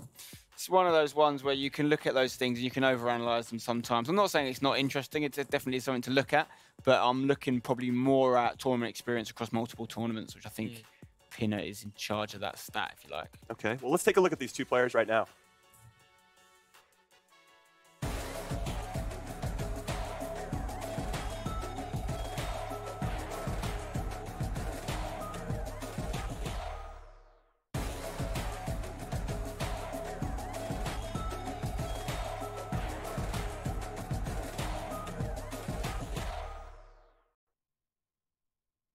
Okay, so this is a quick turnaround for Stefano Pina in particular, and Hasu has had time to rest and to watch how Pina was playing. Does that give, who gets the advantage on that? Because maybe you're warm, you're staying fresh. Is there's something there for sure? Yeah, I think as a player you always prefer to be warm, to come straight after a game, especially if you just won it. And Hasu maybe, it just depends, because if he had his warm-up, they have here backstage where you have free access to warm up as much as... We like to call that the PS4 Lounge, but go ahead. PS4 Lounge, yes, you have a chance to practice, and hopefully Hasu did that so it wouldn't affect that much. And also, if you're going to get into this predictions, I mean, Hasu looking so good this tournament, but Pina, Spencer mentioned it, he's been to more tournaments and he's been consistent in everyone. And he also has, well, he has no pressure because he's qualified for all upcoming events. Hasu isn't, so he really has to maximize his points here. But still, it's open. So we saw Stefano's coach talking to him right there. Yeah. How valuable is it to have a coach? Because he could have been scouting for Pina while Pina's trying to concentrate on his game against Waves. Say, hey, listen, we've seen enough of Hasu now. This is how you need to break him down. Certainly not a bad thing. I think some players are more coachable than others. Some players can respond to kind of on-the-spot, mid-game or post or pre-game instructions more than others. Some people prefer it in the lead-up to events and whatnot and to do their own research. And again, if you've been around the scene a long time and you're familiar with the player you're playing, it's not so much needed. But this is a good example of when a coach could come in handy, because Hasu has been a little bit of an unknown entity. But for me, the challenge for Pina here is really to go one further than he's gone in current times. You know, he's been very consistent at qualifying for events, picking up decent points, but can he actually pick up a trophy? That's what I want to see. Yeah, I mean, I feel like we talk about a lot of players. Dax, Ajax, Danny are two examples of guys that we can see the potential, but they never get over that hump to actually win something of significance. Now, I know Danny's won an EDVC title before, but not in these big tournaments. Do you think Pina has it in him now to finally have his name etched on this trophy? He definitely has. I mean, he is the reigning PS4 world champion. He won it in London this autumn, so definitely yes. And he also won the PS4 side in the PGL Minor. So he won PS4 tournaments previously. He knows how it's getting done, and he knows this feeling. So yes, he can definitely do it. The question is, though, the next question, if he gets to the cross-console final, if he can win that one, well, he lost twice, but that is a different story. But here, I will still see him as a clear favorite. Clear favorite, even though Hasu is undefeated. Even though he is undefeated, I still think that Hasu hasn't really been put up to a great challenge yet. He hasn't faced any of the top names. And the only person that I looked through all the people he's played against, and with all due respect to everybody else, the Stranger was his toughest opponent that I thought, all right, Stranger's pretty good, and he beat him 7-4. And that is a big win. But I think that Pina is on a different level. He is ranked the number 4 in the world. He's also in amazing shape. And Hasu, if he can find the same defense as he had against Tuga, this will be a very, very tough game. But yes, once again, I see Pina as a clear favorite. Well, let's bring up the points again, Spencer, because they already got 850, but if they win this, it's 1,500 points.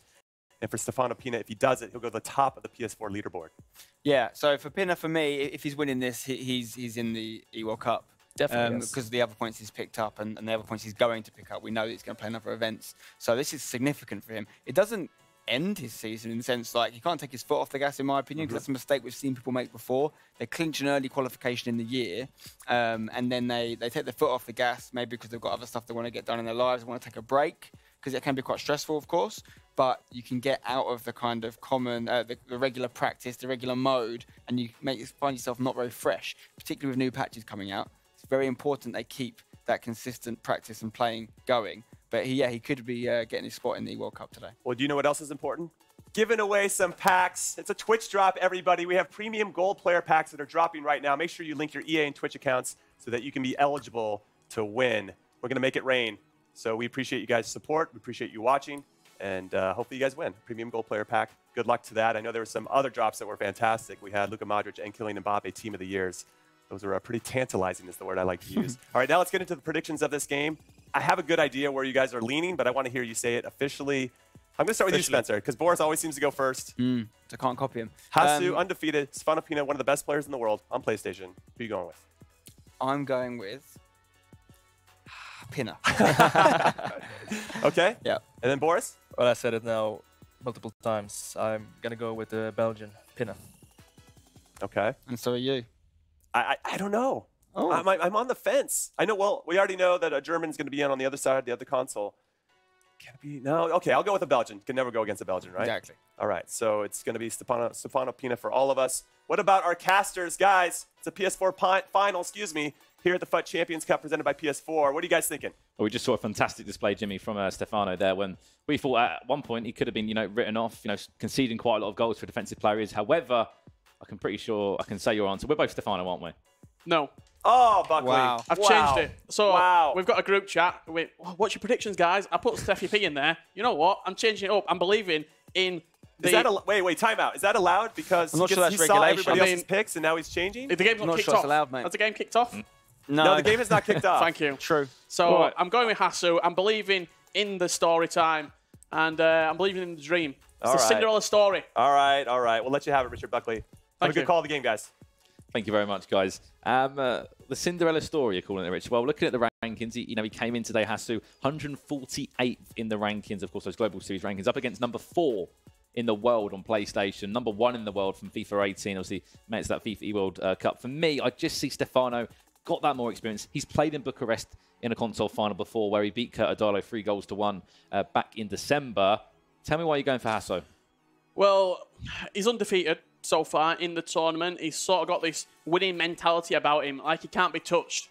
And I'm going back to last year, first tournament of FIFA 18. What happened? Unknown entity in Tex. He came through, he just kept on getting better, round by round by round. On paper, that's the best Hasu performance we've just seen in that last round. In arguably the biggest game of the tournament so far for him, he won 6-0. He kept a clean sheet and he scored 6. I just think he's going to continue. And that last performance from Stefano Pina was arguably his worst. Conceded the most goals that he's conceded, apart from the loss to Footways Marco in Swiss style, which, in my opinion, Swiss style, if you make it through to round 2 and you make it through to bracket play, Swiss styles are irrelevant. You can forget about that because it's knockout football. You can go 3-2, you can go 4-1, you can go 5-0, as long as you're in the knockouts. Well, here we go then. The best 2 players on PlayStation about to battle it out now over what's been a fantastic few days. 32 players arrived here. And the story of this game is, Stefano Pinna, if you win this, you will go top of the PlayStation Global Series rankings by about 25 points, depending if Nicholas99 is watching home in Argentina playing Weekend League this weekend. I guarantee he gets 27 wins. I guarantee he will be. You've got the likes of Joxan, Mo Alba. They'll be watching. They'll be seeing this man potentially go and win this game and go top of those rankings. Every single player on that PlayStation side will be watching right now, seeing how their spot is affected by this game. The likes of the Stranger, Aga, Joxan. Of course, we don't know already, it's Hasu from left to right in that red strip, kicking it off like he means to go on. Had a timed finesse there in green. That was met by David De Gea. Just to give you a bit of context on how these guys got to this stage. As we have throughout the tournament, Stefano Pinna went 4-in-1 in Swiss-style format. And he tasted one defeat, and of course that was to the hands of FUT with Marco, the Australian player there. And on the other side of that, Hasu. He has not lost a game yet. Technically, 8-0 over the course of 16 games of FIFA. 16 legs of FIFA. That's what I want to say. Here we go, Hasu again. Tested the keeper twice. This is exactly what we saw from Lost in the Waves in that last game. Yeah, a couple of early finesse shots going his way, but no real accurate placement on him, just making contact. Comfortable saves for Stefano in the goal. Wouldn't surprise me as well if Lost in the Waves come out of that game. Hasu's gone just pulled him aside quickly. Tell me how I can beat this man. What's he do well? What's he do bad? What can I capitalise on? Where is the chinks in the Belgium armour, you could say? If you didn't know already, Stefano Pinna, one of the best PlayStation players around. Normally known defensively, you know, just spoke to his coach as well then during that small break between this game and the last one. Just said we knew what Lost in the Waves could do. We knew that he played corner short. We knew the attacking play, the counter-attacking ability he had. And I wanted, if anything, to prove that Stefano can attack. He's known for his defensive play. I wanted Stefano to go out there and say, right, I can attack, I can score goals. And he went and won that game 8-6. And you can see the confidence right now that Hasu's playing with. Just in that little play right there, he did a ball roll with Sergio Ramos in quite a risky position, got past his man. He did a ball roll in the middle of the field as well to get past his man. Looking for that one all the way across to Cristiano Ronaldo. First chance of the game and just whiskers wide of the post for Stefano Pinna. Yeah, whipped into that back post with the El Tornado. Ronaldo leaping high. And it looks like Ronaldo playing as a left attacking mid for Stefano Pinna. He knows that that back post cross is so effective right now in this current meta, you'd say, of the game. On the other side of that, obviously, we've got 3 Germans left in the competition. Obviously, 2 of them over on the other console. One of them in this final now. If Stefano Pinna can stop a German overall champion, you've got to say this is the closest that German scene is going to come to potentially getting their name into that FUT Champions Cup. You may be saying I'm obsessed with this at the moment, but every event they have the most players there, and it has to be a time where they can go that one step further and get their name engraved into that trophy. But there'll be a Belgium in the way. Not just any Belgium. Arguably the best player on the planet right now, not named Nicholas99 FC, on the PlayStation side of things. As we said, 4th in the Global Series rankings there. Both of these play obviously for football clubs as well. We see both of them involved in those partnered leagues taking place all over the world. You've got the virtual Bundesliga, of course, with Hasu involved with his club. Then the Eredivisie. Here we go. This is the chance for Hasu now at the centre of the box. He's looking for a finesse. Which way is he going to go? Instead, just simplifies it to Messi of all the time in the world on that left foot. That left foot dreams that can cause so many problems for it. Just shows the composure, the confidence that he's playing with right now, Hasu. He's running around the box. He didn't touch sprint. He didn't touch R2 on the PS4 controller once, did the German. He kept moving from left to right. He played out, and then it opened up the gap. Just look at Messi. He's in acres of room. You could draw a circle around him, and he'd still have room there. And just finds that top left corner. Pinna predicting the near post finesse. Hasu goes into the opposite corner. And the man representing Shanza Esports, Hasu, coming into this game, ranked 148th on the Global Series rankings. And of course, in partner, as you mentioned, that esports team of FC Ingolstadt. So they play in the virtual Bundesliga as well. And I think the key thing for that was he was playing a finesse around the edge of the box. We knew what he was technically looking for in Hasu, but then he said, no, I'm going to play out wide and simplify that chance straight down the other end. Now Stefano Pina. Too much on that one. Yeah, the goalkeeper moving left and right there as well. Never really looked comfortable, Hasu. Lovely ball out wide. Ramos will come forward now. Ball roll. Playing it right back as well. That's the point out. Is Sergio Ramos, and maybe he can stop some of those back post crosses, I want to say, that we've seen a few times in the competition. Kante to Messi. He's already scored 1 goal in this game. Good to see him starting as well. Kante inside to R9. Played to Kante again. Tried to, but could not find a way through. Well, the main reason Messi is starting in the teams now over before he got that Team of the Year item, just a stamina upgrade. I'll tell you about that stamina upgrade after this attack has wrapped up. His best in-form item just didn't have the stamina to start the game. It was a 96 striker in form. I think he had 77 stamina, if memory serves me correctly. This Messi right now that you're seeing has had a 22 upgrade on stamina. He's maxed out at 99, and it just makes him, he's had the pace upgrade and the physical upgrade hugely, so it just makes him pretty much a really, probably the best right attacking mid, right-sided player. Cutting in on that left foot, he's got the finesse shot trait, he can bend it into the top corner. He can actually kind of leap up as well, maybe not like to Cristiano Ronaldo, of course, but you look at 98 heading accuracy, 94 jumping. For a player that's, you get a smaller player, it's fantastic stats still to have. Added time here with 2 minutes to come, and I think we saw it last year as well, as we kind of went near the playoffs of last year's say global series, where we saw Messi involved so much. It was kind of the finesse around the edge of the box we're used to seeing from him. Last attack of the game will fall to Hasso now. If he can take this, Kante back to goal. We nearly let the ball just kind of pivot around him, and we're going to go into half-time at 1-0 to the German Hasso. Strong performance from Hasso. He's controlling possession, something that you don't often see going against Stefano Pina. He usually keeps that ball. We saw it against Lost in the Waves. I think he had 65% at half-time. Hasso making a change. Neymar and believes that's Mbappe coming on. Cam and left attacking mid. So another pace upgrade and another attacking upgrade for him in that attacking third for the German. Of course, it's great that we can see the formations and the changes that both players are making. You can kind of see the mindset, or kind of understand the mind of a pro player, of what they're looking for. They're trying to match their opponent up every single time. That's a mistake. And you weren't expecting it, Pina, and he played the all way backwards. Didn't expect the player to miss that one, did he? So he played backwards. Originally thinking he would have had to, but he could actually probably play the through ball the other way if he had the time to do that. Messi, the goal scorer, the only goal in this game. Just to repeat this again, if you win this game, you go through to that big cross-console grand final. You're guaranteed at least $30,000. You're guaranteed at least $30,000. So even if you lose, you're guaranteed that, and you're guaranteed those all-important global series ranking points. 1,500 of them will slide onto your ranking position, and if you're lucky for Stefano, if he can win it, he'll be going top of that ranking. Yeah, and even for Hasso, if he wins this game, he'll be projected probably into the top 5. Oh, amazing. On that PlayStation rankings.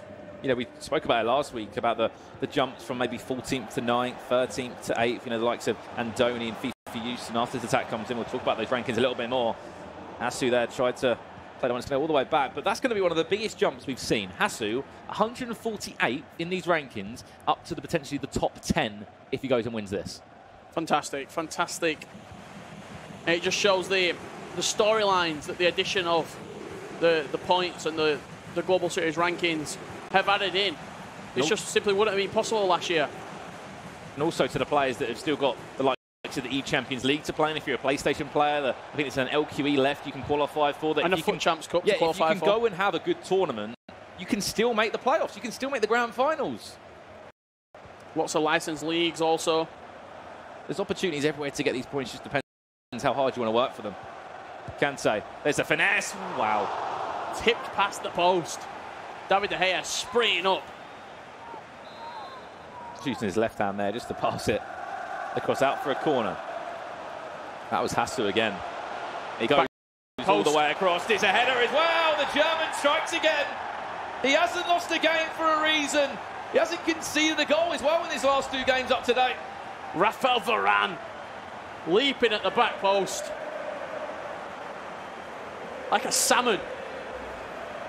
Fantastic leap from him. He gets up early. He gets above him. Gets up above Rio Ferdinand there. Prime Peter Crouch. Back in his heyday. 6-0 Hasso lost, in the last game against Tuga. Did not concede a goal. And in this first leg, touch wood for him, he won't be conceding 2. But this is similar. We saw this from Stefano in the first game. We saw a not really a good performance, a convincing performance. But look at the minute. It wasn't this sort of time in the game. He'd scored by this point. He'd scored 2 goals by this point. Neymar. There's the finesse. There's the lifeline. Maybe us talking about it, Richard, just somehow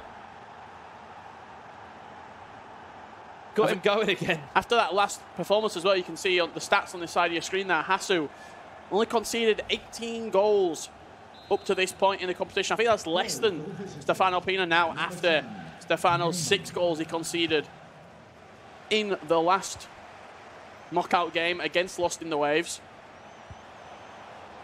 It's a big goal, though, that for Pina. A massive goal for him.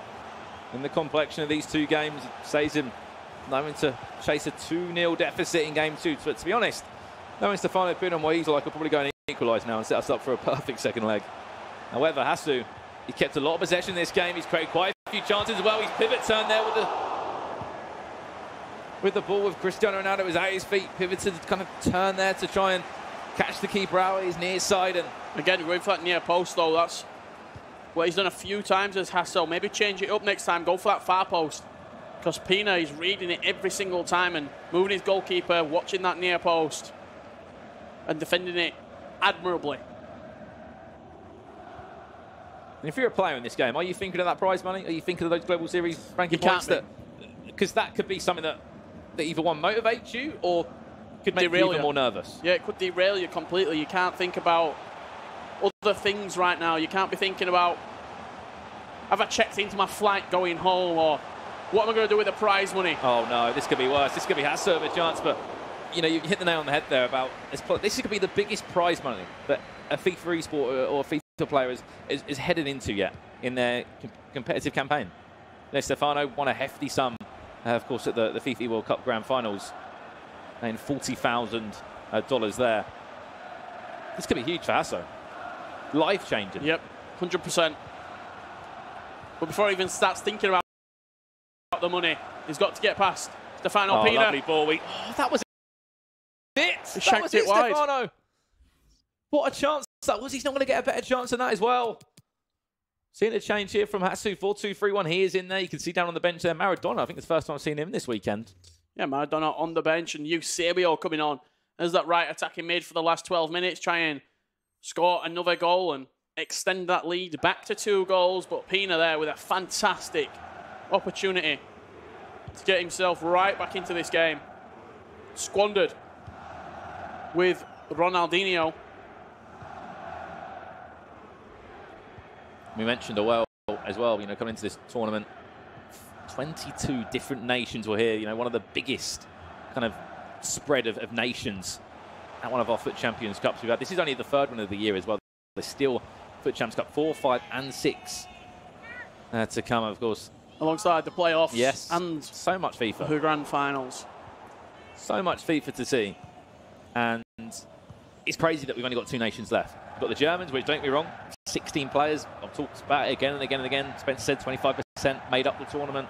It's good to see 3 of them still in the competition. Only 1 Belgian. He came on his own, Stefano, and he's still fighting on his own. Will there be an equaliser here? Maybe this will be the chance. He's turned so well. Oh no, another day that it just kind of falls into the back of the net. Yeah, you're talking about the nation. Stefano Pina, he came, he saw. The question is, will he conquer another FUT Champions Cup? Will he conquer this PlayStation 4 side of things? With only 4 minutes left. Last time he was in Bucharest for the LQE, he won the console final against Curtadalo, the Frenchman there. Oh, it did lose to the hands of F2 Tex, who's not obviously in the competition now. Got knocked out by Nicholas Rajek earlier today. Last attack of the game. If Hasso can score this, he'll open up a bit of breathing space for himself into this second leg. Free kick. Gonna get a free kick. Other shot. We never really see a direct shot, do we? And sometimes it's something that no one will expect. You're just going to keep the ball. Very, very intelligent play here from Hasso. He's not afraid to play backwards if he needs to keep hold of this ball. You can see a slight lead into the second leg. Rather not concede, of course. That's the main talking point there, to give away possession to potentially go and concede. Added time at 2 minutes, Richard. We're into the last minute, few seconds, and what a half this has been. You could say in the complexion of this two-legged game, the first half, the first leg. Hasso, he's unbeaten for a reason. He leads 2-1 in this game. Hold on, that's it. Stefano, I thought, was actually going to have a chance right at the end there, Richard. But that is how the first leg does conclude, Richard. A 2-1 win to the German of Hasso. And, you know, coming into this game, we knew that he could score goals, he knew he could defend well. And I think that's the difference between this game and the last game that Stefano played. Lost in the waves, he shipped a lot of goals and he scored a lot. Both these players don't really concede too many. Yeah, they don't concede a lot of goals at all. I think both conceded under 20 goals in this tournament. Stefano Pina might be a couple of goals over that mark, but 20 goals in this many games is fantastic. And that man you're screen out there, Hasso, he's throwing a cat amongst the pigeons because nobody expected him to get this far. And he's yet to suffer defeat in the tournament. You've got to keep on saying it because it's an unbelievable stat. I think the best point was that we went into the games at potentially 4-0 on back 2 days ago. So back on Friday, it was FUT with Marco and it was Hasso, the two players that were unbeaten in the competition. And looking at that PlayStation side, you would probably have expected some other big names. They're not taking anything away from Hasso. He's played some fantastic FIFA. However, though, we have still got a second leg to go into. But before we do get there, we're going to throw it over to the breakdown board, I should say, with Rachel and Mike. Thanks, Brandon. We're actually changing up. We're not breaking anything down. We have a guest joining us here, Salza, who we just wanted to ask a bit of information of what he knows on the players. My first question was Hasso. He's kind of an unknown, but what does the German community know about him, if anything? Yeah, he plays impressive. It's unbelievable, really, and I'm really happy for him that he can show how he can play, actually. And yeah, he plays awesome at the moment, especially in this tournament. What in particular is really standing out this tournament for you about Hasso? It's crazy. He is absolutely dominating in the defense. He only concedes nearly 1 or 2 goals in every matchup. And yeah, has so many variations in the offense.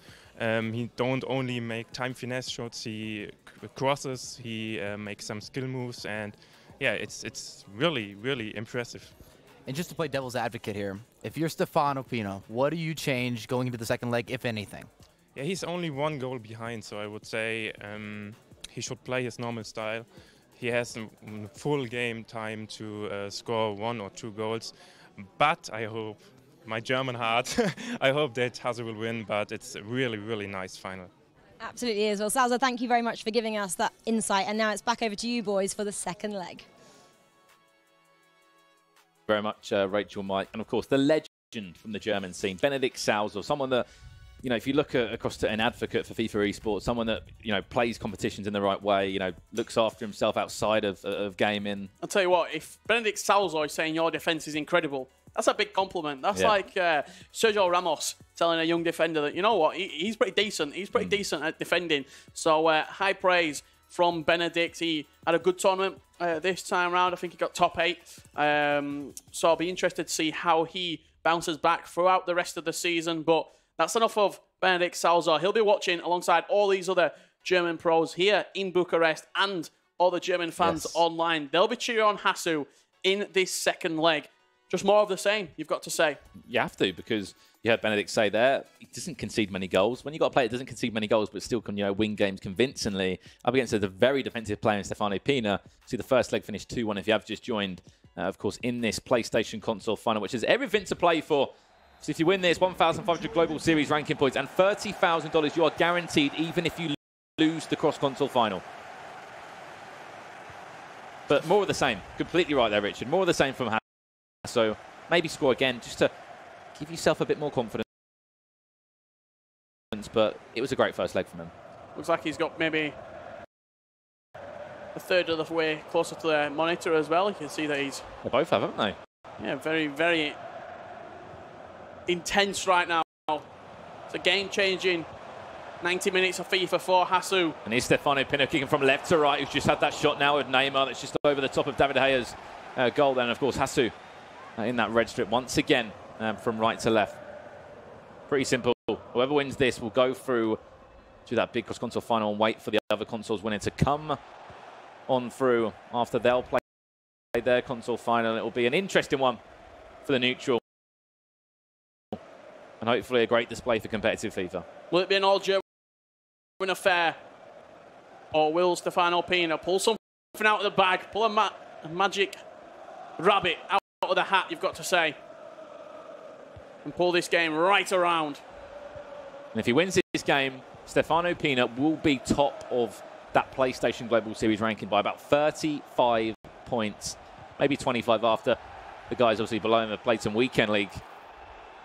That's how big of a game this is. I'm sure Pino's thinking in his mind, right, a few things. I win this game, I jump in good prize money. I'm the best player on PlayStation in this tournament, and I'm going top of the rankings. But I'm sure that, you know, his coach Rome Abdi would say, do not put that in your mind at all.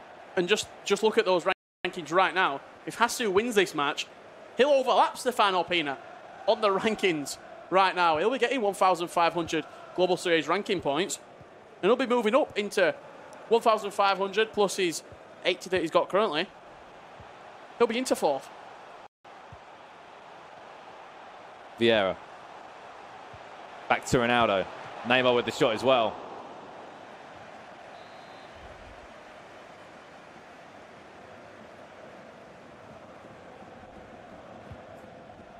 In for a corner there, nearly, from Ronaldo.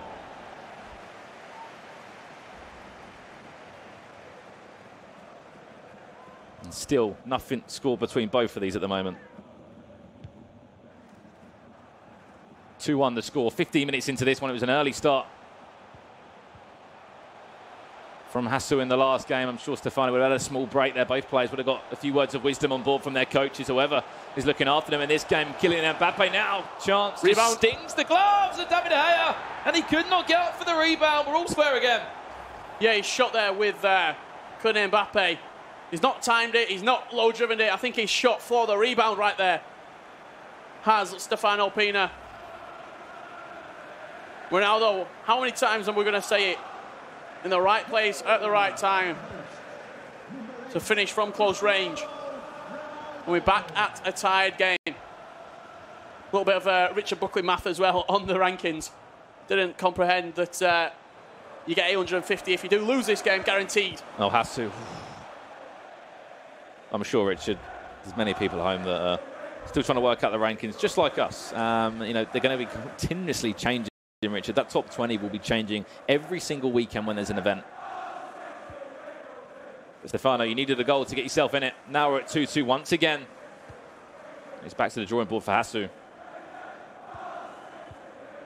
You can kind of see on your screen there, the right bottom corner of the face cams.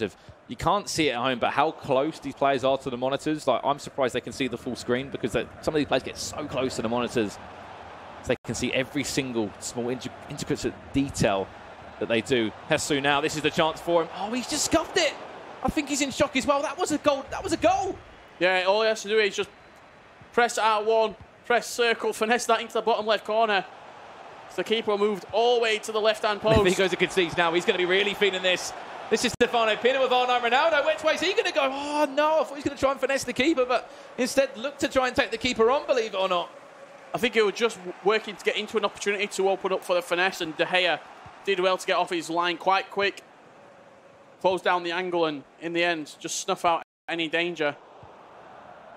But when you miss a chance like that with Hasu, you can't let it affect you. You can't think back to it. You've got to just keep on going forward, almost completely forget about it. Focus on the game at hand and not what has already gone. This game really just poisoned into the perfect position.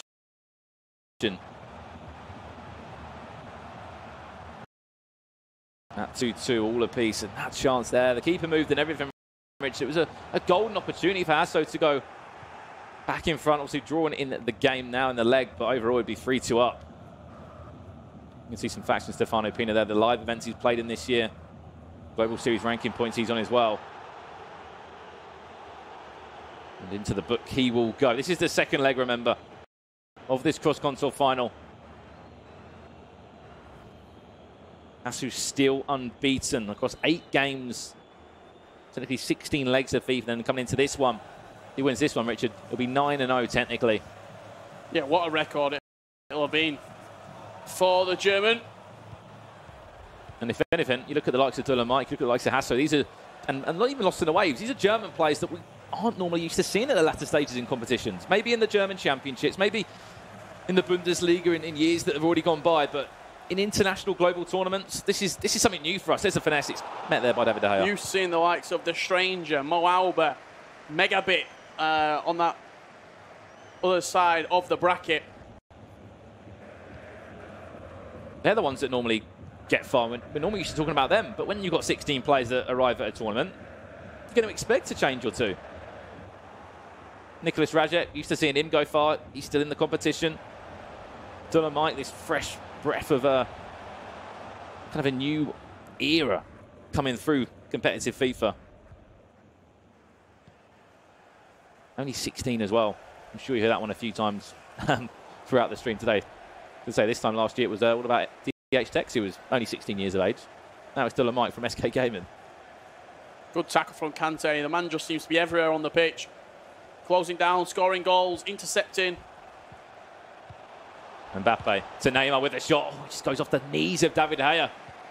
Had too much power in it. Yeah, it doesn't matter what you get in front of the ball as a goalkeeper. Just make sure you get something on it. The last chance of the half will fall to Hassu. He can get the ball forward, keep it in this final third. 2 or 3 fake shots it was. Kante to Messi. He tried to finesse. It looked too routine. Kind of what we're used to seeing from the likes of Ajax Danny.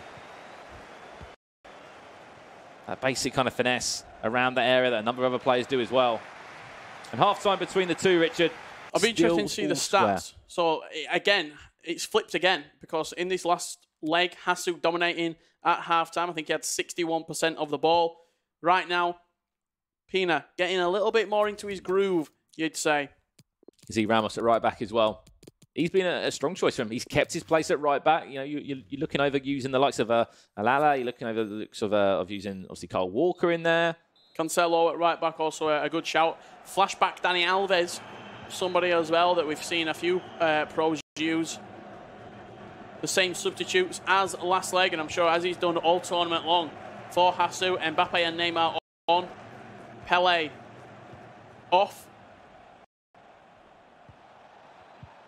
He's got all 4 Team of the Year attackers on the pitch at the same time as his front 4 players. It's a scary sight to come up against.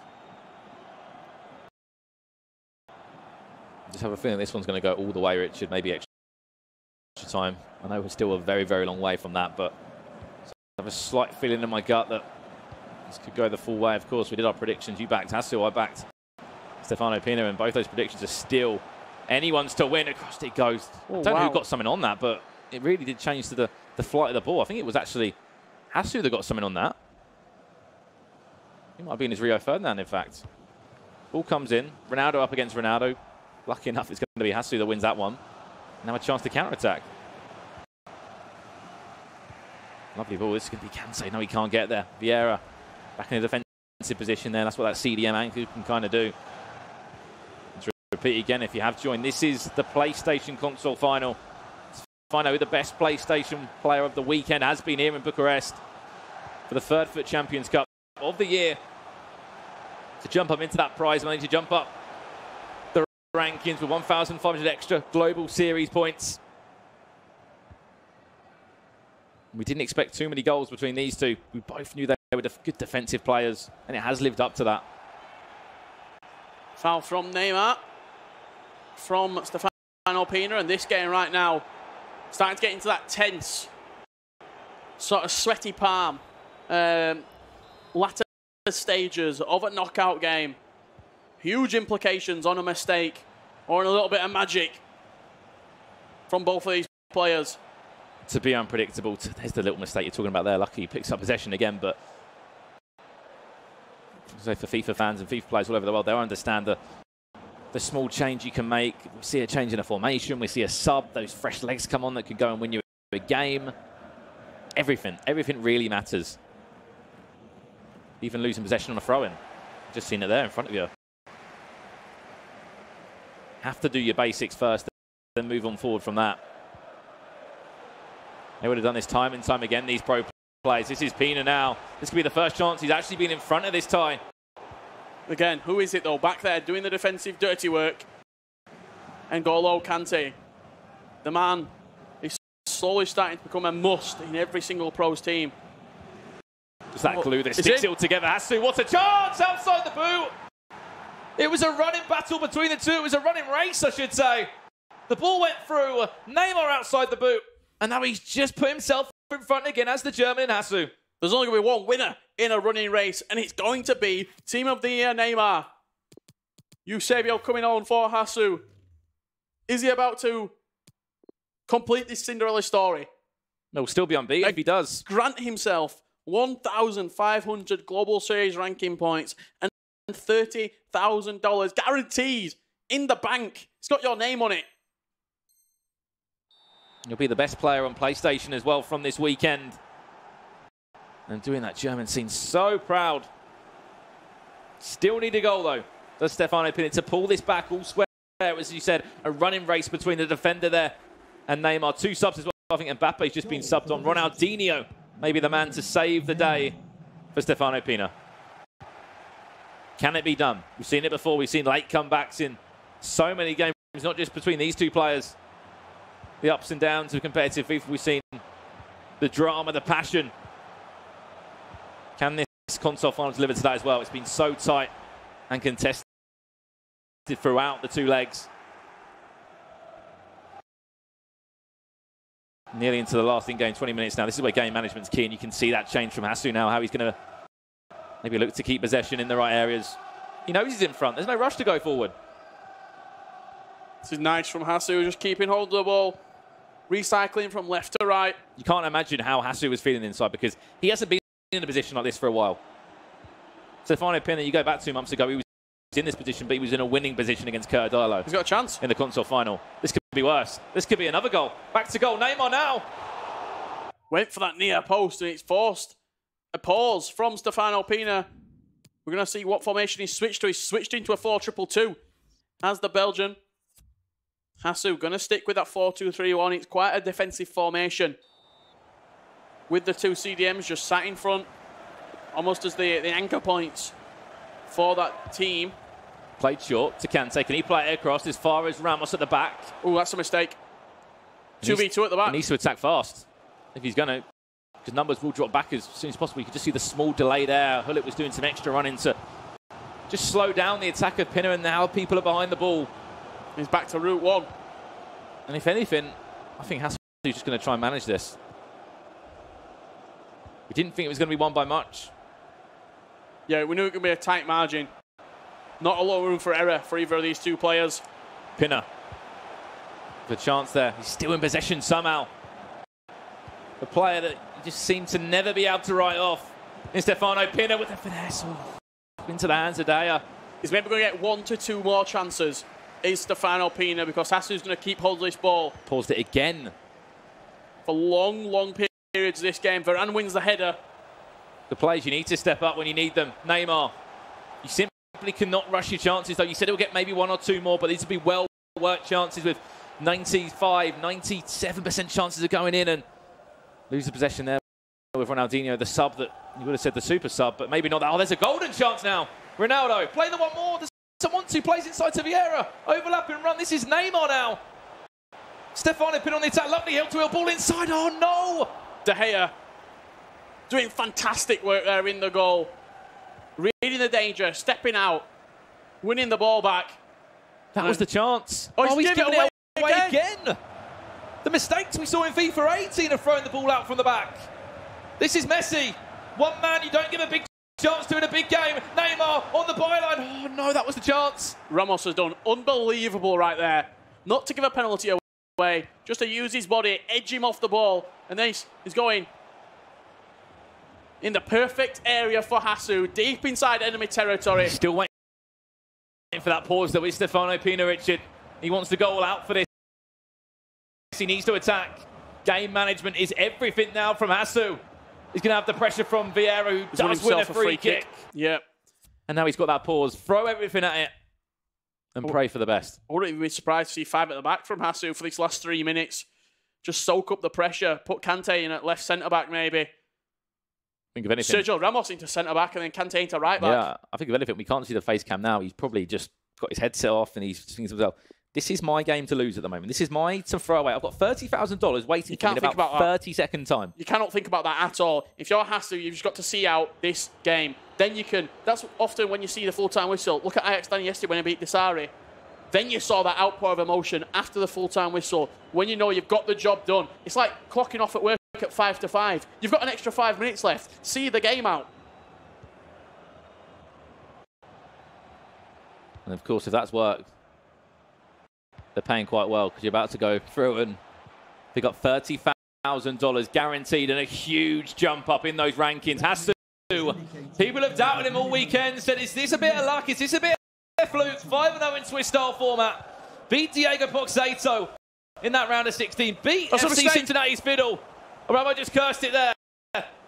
Stefano Pina with maybe one of the best endings to a game we've seen this weekend. Messi, oh no, that was a chance. That's it. That's game over. David De Gea, a fantastic save to win Hasu the game.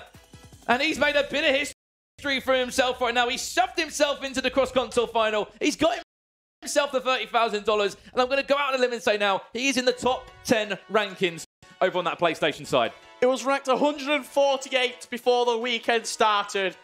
He's now guaranteed himself, we did say, in the top 10, in the top 12 players on the Global Series rankings. What a performance from this German.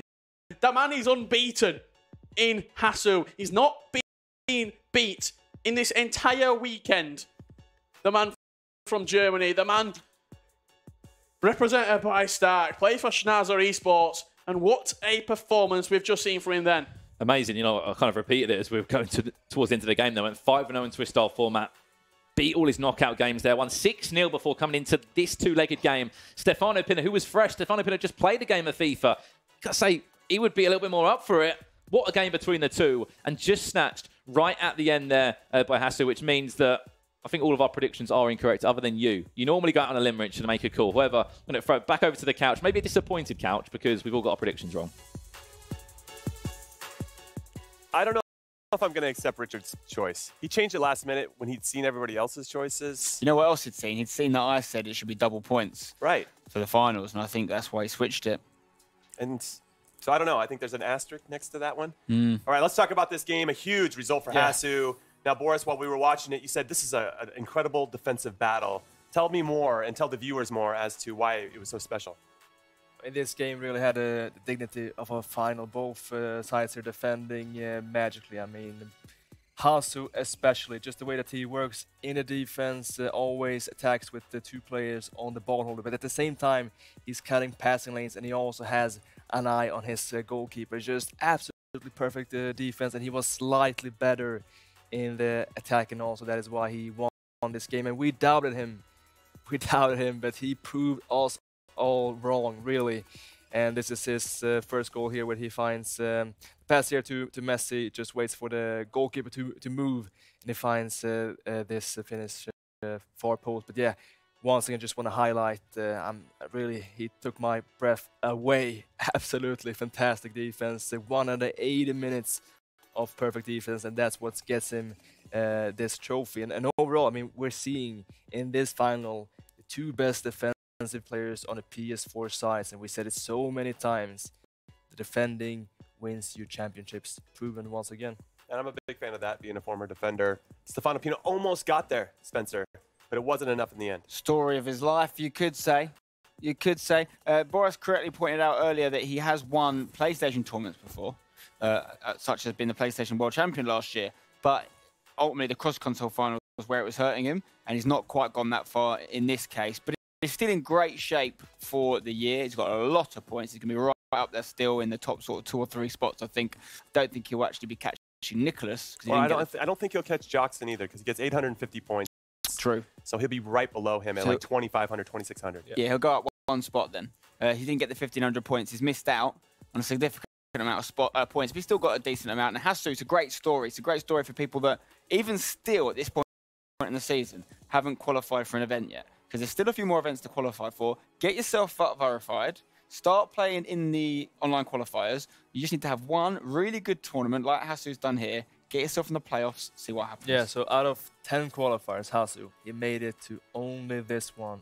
Very special one, and he goes on and wins this. $30,000, 1,500 global series points. He's definitely in the grand final playoff, for sure. Yeah, and maybe even the E-World Cup, or do you feel like you're going to need more than that? Because that's the top 16 players for everybody that doesn't know. Top 64 go to the grand final playoff, but then the top 16 on each console actually go to the E-World Cup. So we're thinking what, like maybe 2,000, 2,500 points to get to the E-World Cup, to be one of the top 16? So here he's guaranteed 1,500. He's going to get about, let's say, about maybe 300 from Weekend League. Puts him on the 1,800. He will need a good playoff or qualifying for maybe one more tournament.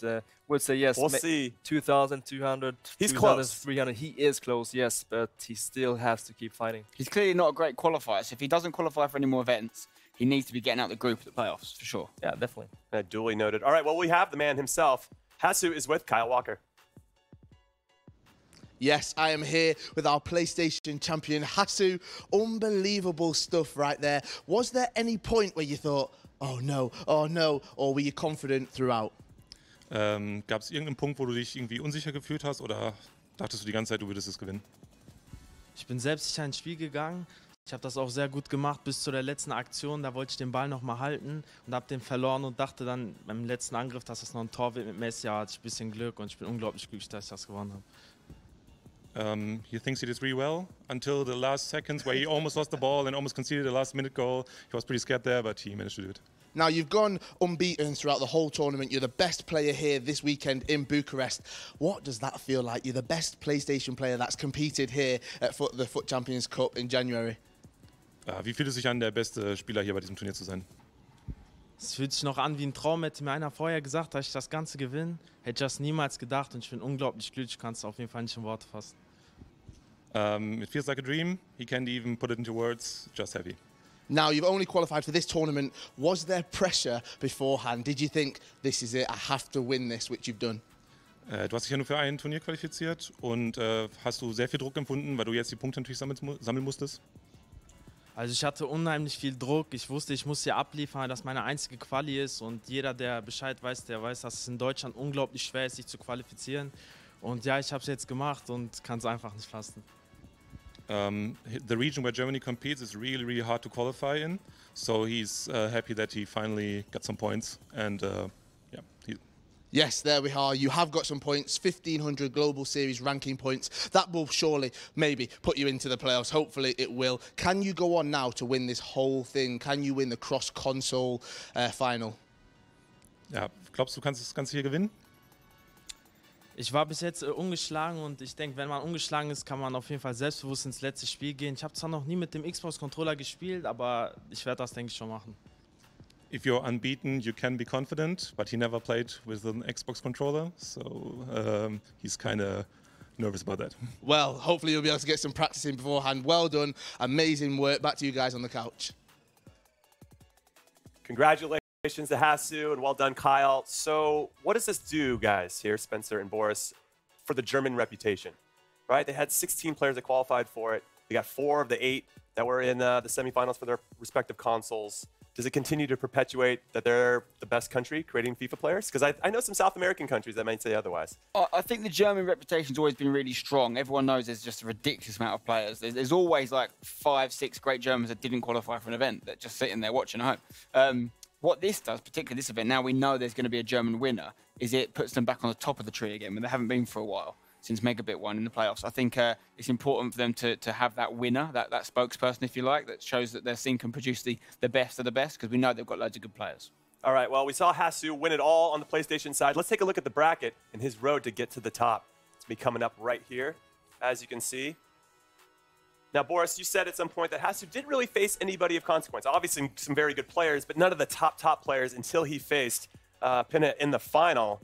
And obviously, he showed his class. What can he do moving forward? What kind of clout will this do? Because, you know, Tex wins his first tournament, and people are like, oh, wow, I got a little fearful of him, and started to maybe crib some of the things that he was doing to win games. Do you think that same thing is going to surround Hasu at all? Yeah, just seeing here, yes, he had, let's say, maybe an easier road to the final than Pina, but then he proved that he was the best player on PS4 in this tournament, and he just has to keep this going with the confidence. He's unbeaten still in this tournament. There's something that I also want to mention.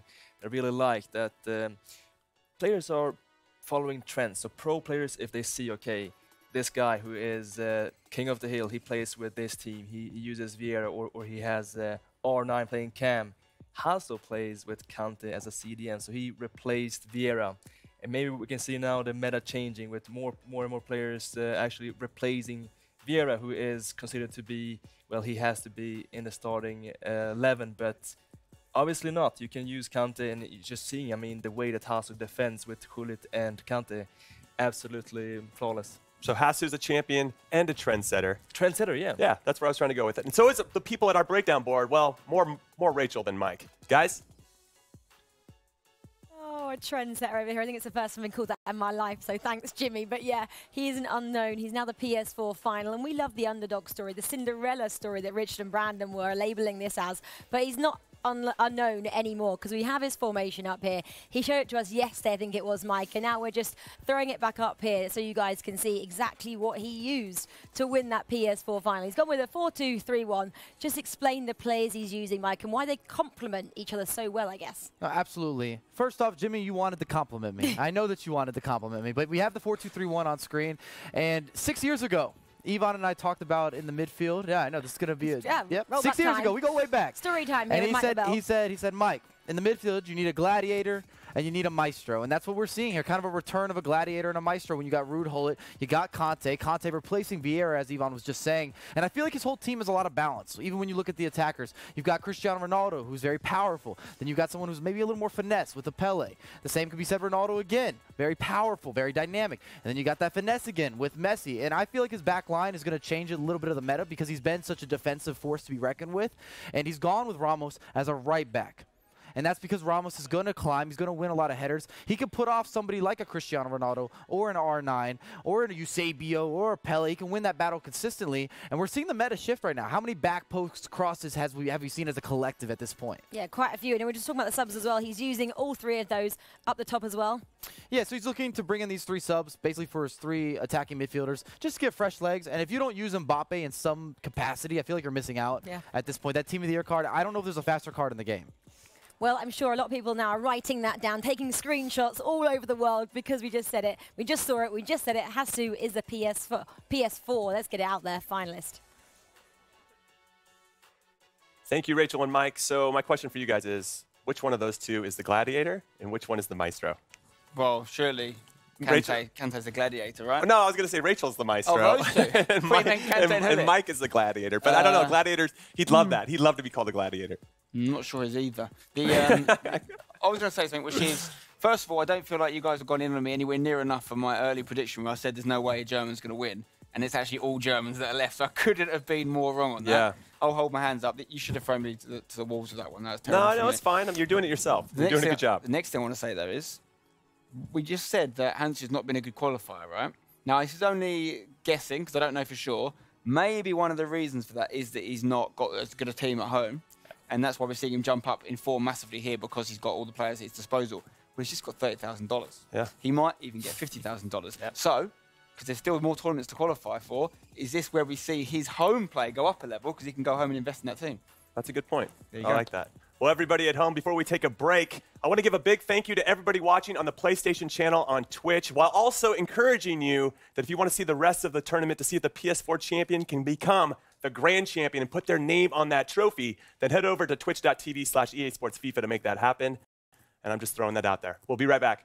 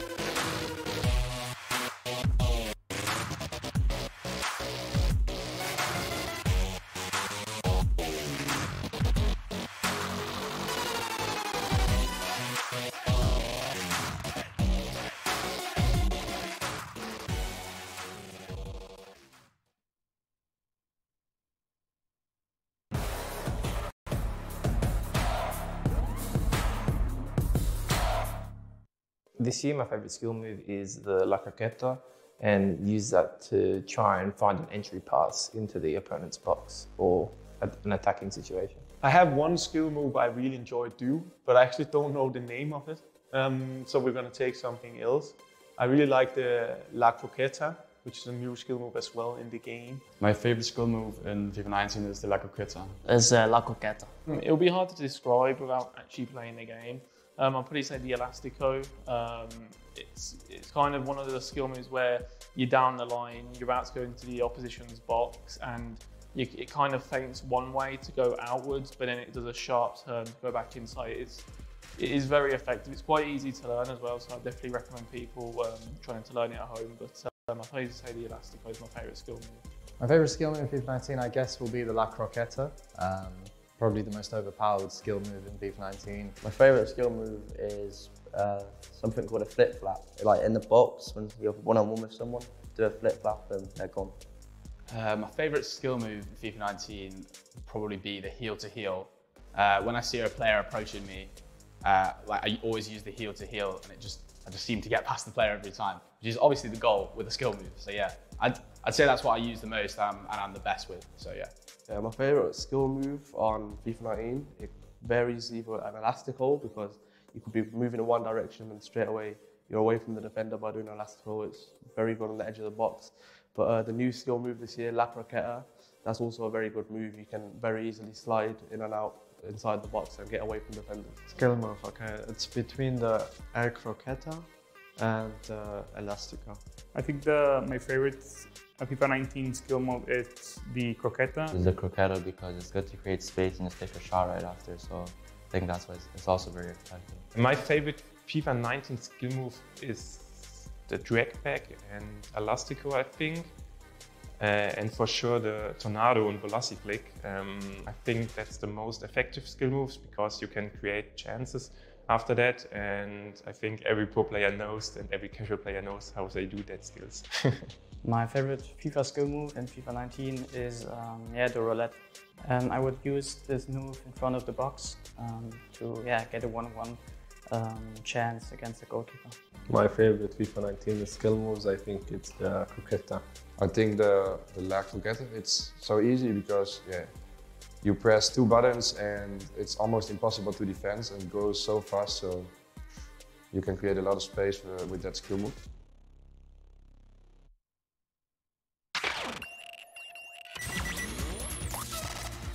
Baby, that's a wrap. My dog is better than you at this game. Boom, baby.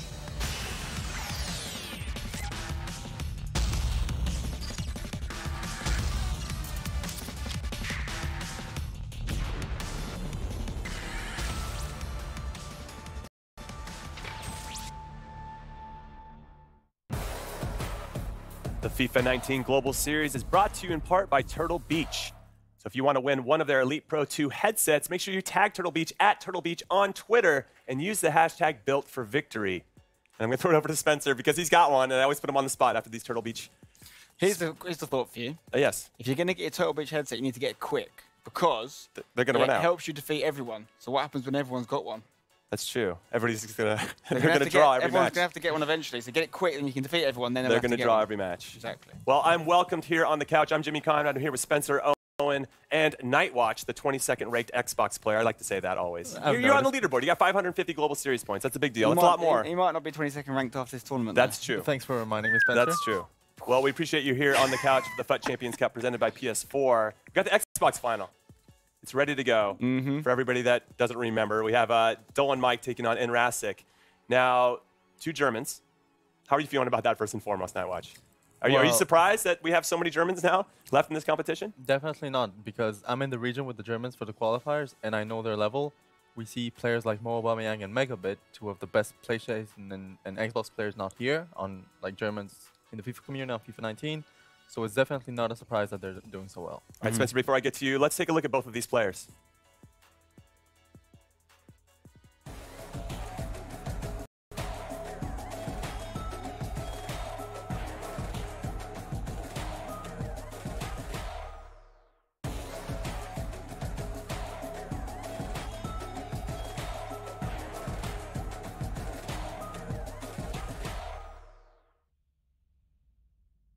look at both of those guys, both of those competitors. Dolan Mike, only 16 years old. Is his youth going to work against him, Spencer, or do you think it could be used to his advantage?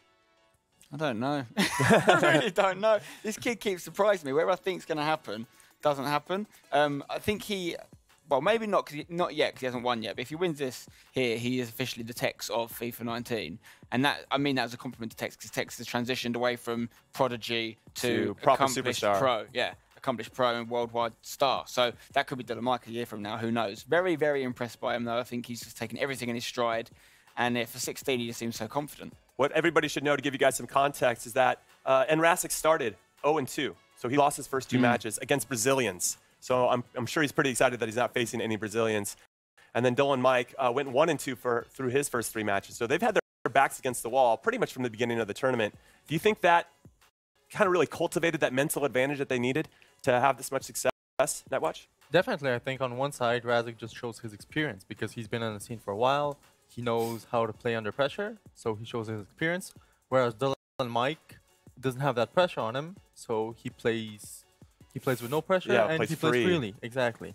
And I think it's going to be, they both know each other. Again, a German duel, they know each other. One thing we should not forget is that if the first game is tight, it's happened a few times with Dylan Mike this tournament, the second game he just goes and wins 4-0, 5-0, 6-0. So it's going to be a close one. Definitely, but it all depends very much on the second game, in my opinion. Now, they both had significant wins. Dolan Mike knocked out Gorilla in the knockout rounds in the round of 16, and Enrasic beat F2 Tex in the console semifinals. What kind of boost does that give them, both of those players, knowing the history and success of those players that they beat? Well, I think what it does, particularly for people watching at home, is we talked a lot about the PlayStation side having an opportunity for new players or lower ranked players to come in and get some points. We didn't have that in the Xbox side. We had big players. And what we've seen is these guys beat them. And in the case of MS Tasari, he was beaten by Danny, who was subsequently beaten by Dylan Mike. So these guys have all been involved in the takedowns of the 3 biggest names probably in the Xbox side that were here. And for me, that proves that they're to be taken seriously in that bracket of player. You know, with the exception of Tasari, who is a bit ill at the time, we can't really know for sure if he was full capacity. There's no reason why Tex couldn't have beaten Enrasic. He earned that victory himself, as did Dylan Mike against Danny. So they've got to be taken seriously as upper echelon Xbox players. Okay, now in the last for the console final for PS4, we saw a bit of a defensive battle. Some very good defending. What do you think we're going to see out of these 2 players? I think from Dylan Mike we'll see attacking. That's his strength, scoring goals as we've seen throughout the competition. Whereas Razik is just trying to, in my opinion, catch my surprise. Maybe a few crosses like we saw in the game against Dax. Whereas Dylan Mike, he will try the occasional long shot. He will try to just score those easy goals at this level, especially, and then hold on the lead. Okay, well, before we get into this game and before I get you guys' predictions, it's Twitch drop time. It's happening. Make sure you link your EA and Twitch account so that you can win a rare player pack. It's all going down. We're going to make it rain for you guys. We continue to love and appreciate your support on the stream and in the chat. So keep those GGs coming. A lot of good games. Obviously, we got a good one coming up here in this Xbox final. Prediction time. Nightwatch, you haven't been on the couch in a while. I'm going to let you go first. I will go Dylan Mike, despite what Razik told me, because every time I vote against Razik, Razik ends up winning. But I will try and hope it's like reverse psychology on your prediction. Exactly. He told me vote for Dylan Mike. He but did. Still, that's what I'll do. So you're like, you secretly want Enrasic, so you're going with Dylan Mike. I actually want Dylan Mike, and I want to prove Razik wrong. Okay. All right, Spencer. I like that approach. So here's what I'm thinking. I know Tex beat Dylan Mike. It was tight. I think it was 7-6 or 6-5 earlier. And Enrasic has knocked out Tex fairly comfortably. I was really impressed with Enrasic's footwork and play in tight areas against Tex. So I am going to say Dylan Mike is one to watch for the future. But I don't he's a future star, I think he's a future star. If they were doing future stars for players, he'd be in there. And he could well be in our team of the year for 2019. That's true. Enrasic was left out of the 2018 team, but he's made a great start and a great campaign to get in the 2019 team. I'm going with Enrasic. Okay, I'm going to go with Enrasic as well. I just feel like Team Rogue just has something special about them this year with Goal Machine and MS Tasari, and I just think Enrasic's going to carry that torch and keep it happening. So that's my vote. Now we're going to throw it over to the casters and see what they say for this big Xbox final for the FUT Champions Cup presented by PS4. Guys, What are you thinking? Onset, Gaskin, What give me are your we picks. thinking? We really wanted the Twitch drop to be an informed Nakajima, by the way. We just wanted that to happen. That would have been pretty cool. He's extinct now. It's too late. Exactly. You It makes can't it even find more him. valuable. Dan, what's your prediction? I'm going to go for Dull Mike. I think he's looked incredible this tournament. I think statistics say that he should win this game, but at the same time, Razek looks good. But yeah, I'm going to go Mike. Okay. Listen, Gaskin's thinking with his head. You got to think with your heart, man. Exactly. It's the final. Exactly. I'm going for Nicholas Razek. I'm going for Razek. He's been incredible so far, and I just feel like it's his tournament. He is the nearly man at the moment. He's going to become the main man.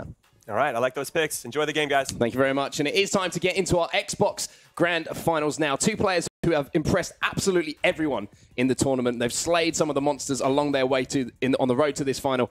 Dan, what are your thoughts on this one? How do you see this one going? I think that in the back of their mind, all of these players are going to be, or both of these players are going to be thinking, I'm going to be going so far up the leaderboards if I'm able to win this. That's how important this is, those global series ranking points. Just to put it into perspective, if Dull Mike were to win, he would go from 25th to 3rd. If Razek were to win, he'd go from 11th to 2nd above MS Dasari. Well, here we go then. The Xbox Grand Finals is very much underway. Placing the cross-console finals, of course, up for grabs, as well as a lot of cash and a lot of global series ranking points. Payoff for all of the hard work that these players have put on. I'm sure that Nicholas Razek certainly might have been a name up there for a grand final spot here on the Xbox, but Dull Mike, this young man has come out of nowhere, Dan. Of course, an all-German affair. 4 Germans in the semi-finals. Sorry, in the console finals, with a chance of getting to that grand final. Was just incredible. We didn't think it was going to happen. Certainly Spencer didn't think it was going to happen on the couch. We already have one German grand finalist. Now we are definitely going to have another one. But is it going to be the young boy of Dull Mike, or is it going to be the more experienced Nicholas Razek? Yeah, it's definitely going to be an interesting game tactically. Seen Dull Mike utilising that 4-2-3-1 formation that we see, I'd say 95% plus of the pros use from the outset. On the other side of things, Nicholas Razek has employed this 4-2-2 formation so effectively in this tournament as CR7 tries to get around the outside of his man. Unfortunately, he's going to be forced out of play. Of course, Dull Mike will be playing in the white strip here. No surprise to see Nicholas Razek playing in the Rogue Esports kit. Of course, that kit available inside the game as well. And here is Razek. Beautiful little 5-star combination. Unfortunately, I think the ball will just ricochet back off of CR7, but already promising signs down that right-hand side here for the German. And if you are watching and you're wondering if there will be goals, is it going to be a tight affair? Is it going to be close? Maybe it's going to be a bit cagey. Well, on average, both of these players have scored around 6 goals per match across the season so far in FIFA 19. So you know full well there are going to be goals. But Dull Mike does have a better defensive record, Mark, and maybe that's what you need in a matchup like this. Well, here is CR7 for Dull Mike around the edge of the box, and Messi, via the crossbar, is going to get the first goal of the game. He found the space for that finesse shot. He timed it perfectly as well. Deadlock broken. The 16-year-old, he takes the lead. And how many times have we seen that so far this tournament? The first goal of the game just being someone catching the keeper slightly off guard. Of course, Razek favouring that icon foot item of Edwin van der Sar, but he got nowhere near it. No keeper movement means no issue with the ball going in the back of the net. And now that is Dull Mike starting exactly how he needed to in this console final. Such a crazy statistic to give you guys at home as well. I think it was almost exactly a year. I think we're one day out from Barcelona last year. F2 Tex announces himself on the scene with a big win as a 16-year-old. And then look at this. We've got another young man here from Germany, Dull Mike, who's looking to repeat a very, very similar feat here.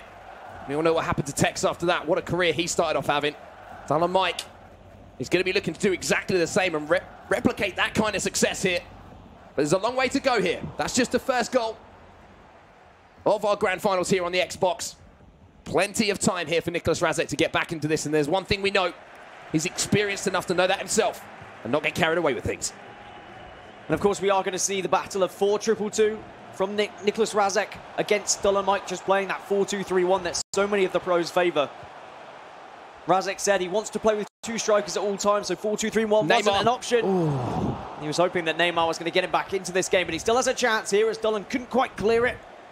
Great tight stuff here from Nicholas Razek inside the box. Gets it to Mbappe now.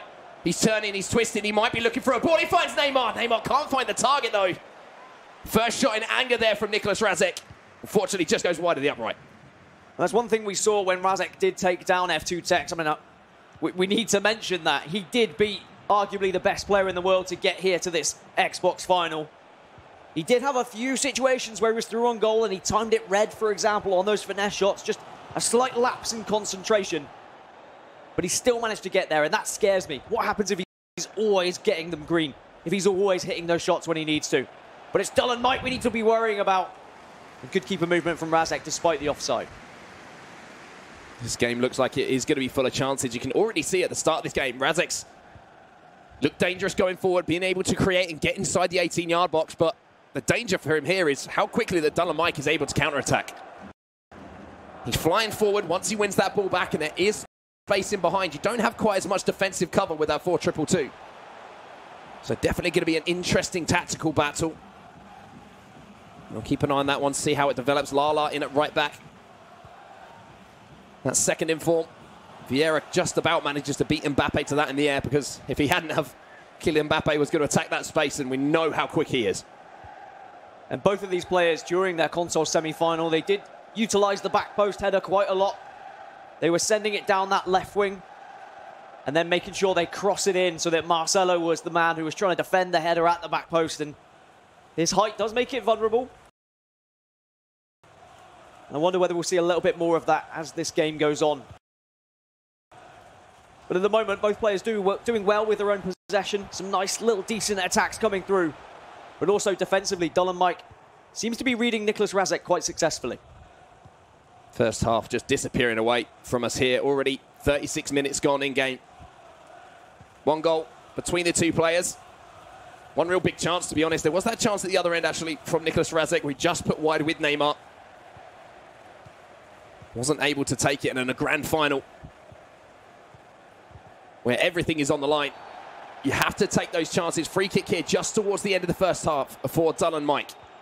And Dull and Mike has scored 2 free kicks already today. This one's a little bit further out, so he's going to have to try and work it in a little bit slower.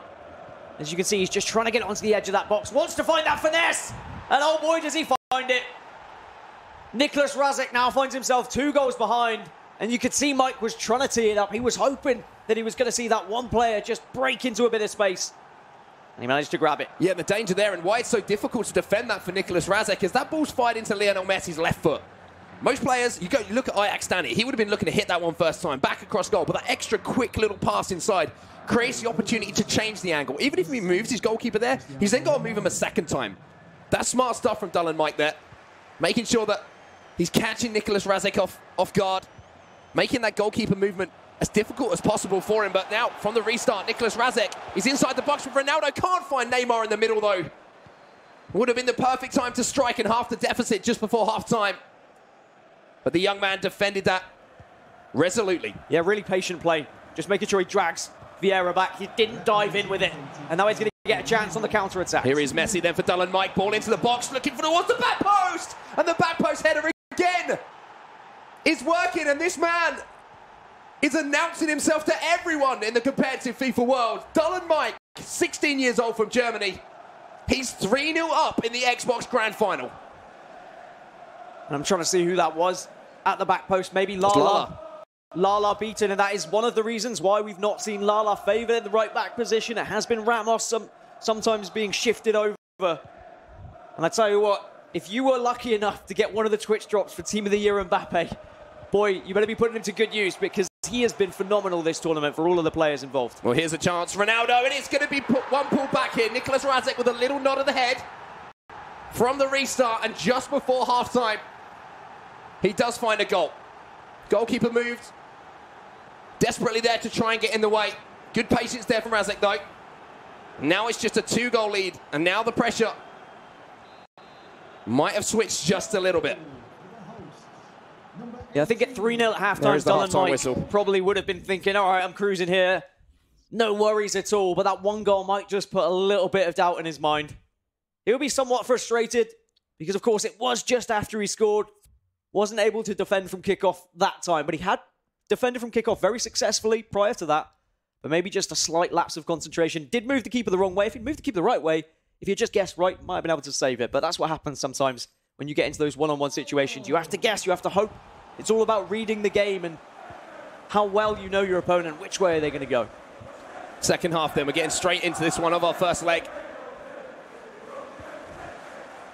From the restart here, Dull and Mike with a little cricketer looking for an early strike. Much like Razek, using the advantage from the restart. Good punch away there from Edwin van der Sar. There's the shot, though, and oh my word! Wow. Ball's going to fall here to Neymar. Great composure. And for such a young man, that composure cannot be talked enough about. Didn't panic on the rebound, took it down and then slotted it away. 4-1, 3 goals the difference once again. A lot of players have just been hammering that shoot button, try and head the ball in. But he did take a touch, and he's rewarded for it as well. I mean, that first shot, I thought it was going in. It's hit both bars, both the bar and the post, sorry. So yes, he's somewhat fortunate with the rebound, but it means he gets that 3-goal lead that he had earned in the first half. Now Nicholas Razek has to come back once again, the man for Rogue, of course. He was the 3rd Rogue player to successfully take down F2 Techs. MS Dasari, when he did it, he went on to win the tournament. Unfortunately, Goal Machine didn't. Goal Machine fell short. Can Razek come back into this one? That's a great turn from Lionel Messi. He's trying to get it on that left foot. Courtois with a save. 2 hands behind that one, push it behind for a corner. So much action already in this game. In our Xbox Grand Final. Ramos turning now. Pull it. Neymar dangerous inside the box here. Tries to poke the ball through to Lionel Messi. Alan Mike, though, defends it well. Make sure he had bodies in the way. And look at the spacing behind here for Mbappe. And this is what Mbappe does. He just makes those runs for you off the ball. That's why I think he is such a good FUT item. Somewhat different to his normal gold item, but even his gold FUT item does things that maybe scare me at night as well. It is worth noting, if you think that Dull and Mike, if you're watching as a sponsor and you're thinking, oh, does he have an organization? Can I pick him up? He does. He's actually under SK. And some of the SK management team are here. They're very proud of what he can achieve. I mean, 16-year-old having an organization as well. That's incredible for him. Not just an organization down, SK Gaming, one of the biggest in the esports world. And they'll be, as you say, very, very proud of their pickup and very probably pat themselves on the back after what he's done so far. Ronaldo inside the box. It's going to be an easy goal here for Nicholas Razek, though.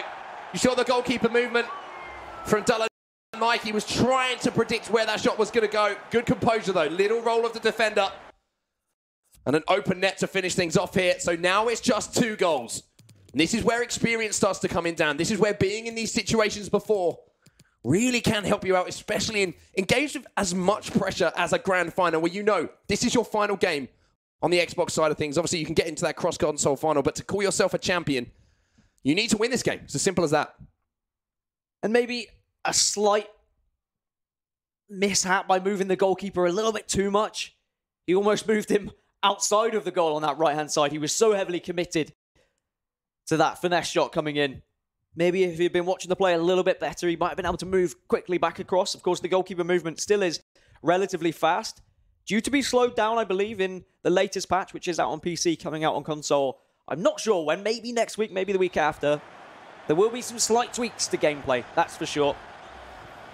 And of course, that's something that, how is that going to affect the future of FUT Champs? How will these players react to it? Well, I can tell you now, pro players are very good at adapting to new meta after new meta. They always find a way to just suddenly become incredible once again.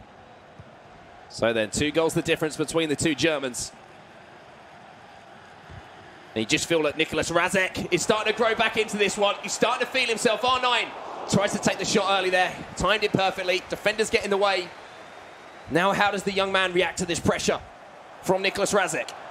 Messi turning now from the corner. Well defended. Pele gets the ball back, but a little bit of slightly too hands-on approach there from Ruud Gullit means that he'll give a free kick away, and it's a chance for the young man to just reset, take a deep breath, because he wouldn't have been in too many of these situations before, Dan. It's a learning process for him on the job. Only his 2nd live tournament of the year. He was at the LQE last week as well. For saying that, I believe it's the 2nd live tournament for Nicholas Razek too, but of course the age difference is there. And I think this is just one of those games where Nicholas Razek does have the chance to flourish. He struggled in games against the likes of Dax and Shuri. He did overcome them, but they were very close games because those players like to be defensive, like to play possession-based football. But in a game like this where other players just come at him, he can score goals. We saw that against Tex. He won 7-1. He definitely has potential to get back into this. Trying to get in behind Rafael Varane here, and that's much easier said than done. You heard Boras talking about that foot item. Team of the Year Varane. He thinks he's the best defender he's used on any iteration of FIFA, and if that's not a glowing endorsement from one of the best there has been and there is, then I don't know what is. But there's going to be a block on that ball, and Messi's going to get a foot in to win it back here for Nicholas Razek. Lala now fires it down the line. Ronaldo's going to get there as well. Ball rolls and scoop turns, drag backs, and he's going to win a corner as well here.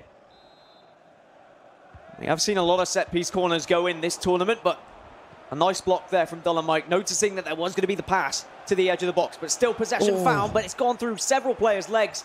Messi gets bundled over, Hullet gets in the way, and somehow Mike ends up with the possession. And look at this run. What a ball that is in behind the fullback. It's Marcelo, who's trying desperately to chase back. Ronaldo, great defending though. And the ball is going to fall to R9 as well. And he tried to spread the play. Tried to add some width to his game there. Unfortunately, the interception came in. And Dolomite, again, defending well, even if slightly nervily at some points in this game. And even in the cases where he does get behind, it is so difficult because the players are so quick. Those new Team of the Year FUT items with those increased statistics can be very difficult to outrun, even with the quickest of strikers. So you have to get creative.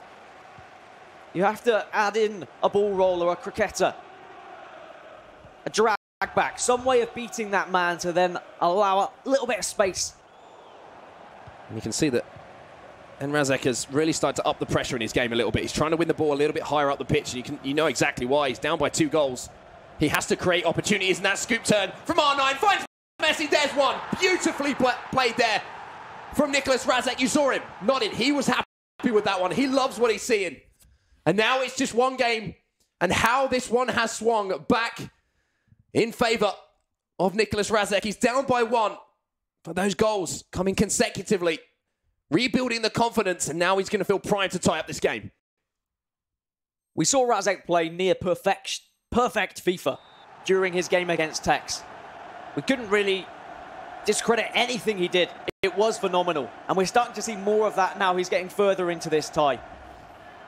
Lovely one-touch football, back and forth inside the box, just always looking for that extra pass, always aware of where that man is, and not only that, aware of where the goalkeeper's moving and where the defenders are also placing themselves.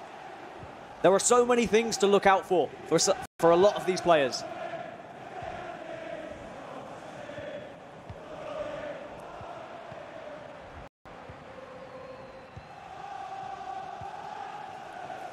Razek then looking for another one here to equalise this game. Would be a heck of a comeback, and once again it's that Team of the Year FUT item Bale who made the difference in earlier rounds for him, who's fresh on the pitch now. Interesting to see that decision. A couple of players we don't usually see being used by Nicholas Razek. Pull it on the edge of the box now, trying to find R9. I think the flag might have gone up if that pass had been completed. Now Dolomite, who has been under the cosh here, is just trying to get out of his own half. Van der Sar will come out and claim that one. A little bit of breakdancing from him there as well towards the end. And interesting to see there, a free kick being given.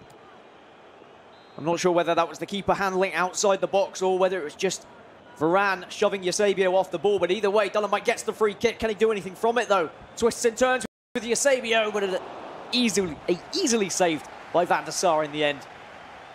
As we get into the closing moments of this first leg, and maybe one last attack for Nicholas Razek to try and even things up, but it should just be easily hoofed away. Yeah, I feel like Nicholas Razek would have felt a little bit hard done by there if that free kick had turned into something, but alas, it did not. And at the end of our first leg here in the Xbox Grand Final, that young man on your screen goes in with a 1-goal advantage. He came out of the gates hot, Dan. He really, really did. But Nicholas Razek drew on every single ounce of experience there to get back into this game. It's set up beautifully for our second leg. 1 goal, the difference between the two players. And I said it was going to come down to those defensive abilities from both of them. Dolan Mike certainly has had a better defensive record throughout this tournament and across the season as well, if you look at all the statistics. And I think in-game he showed that.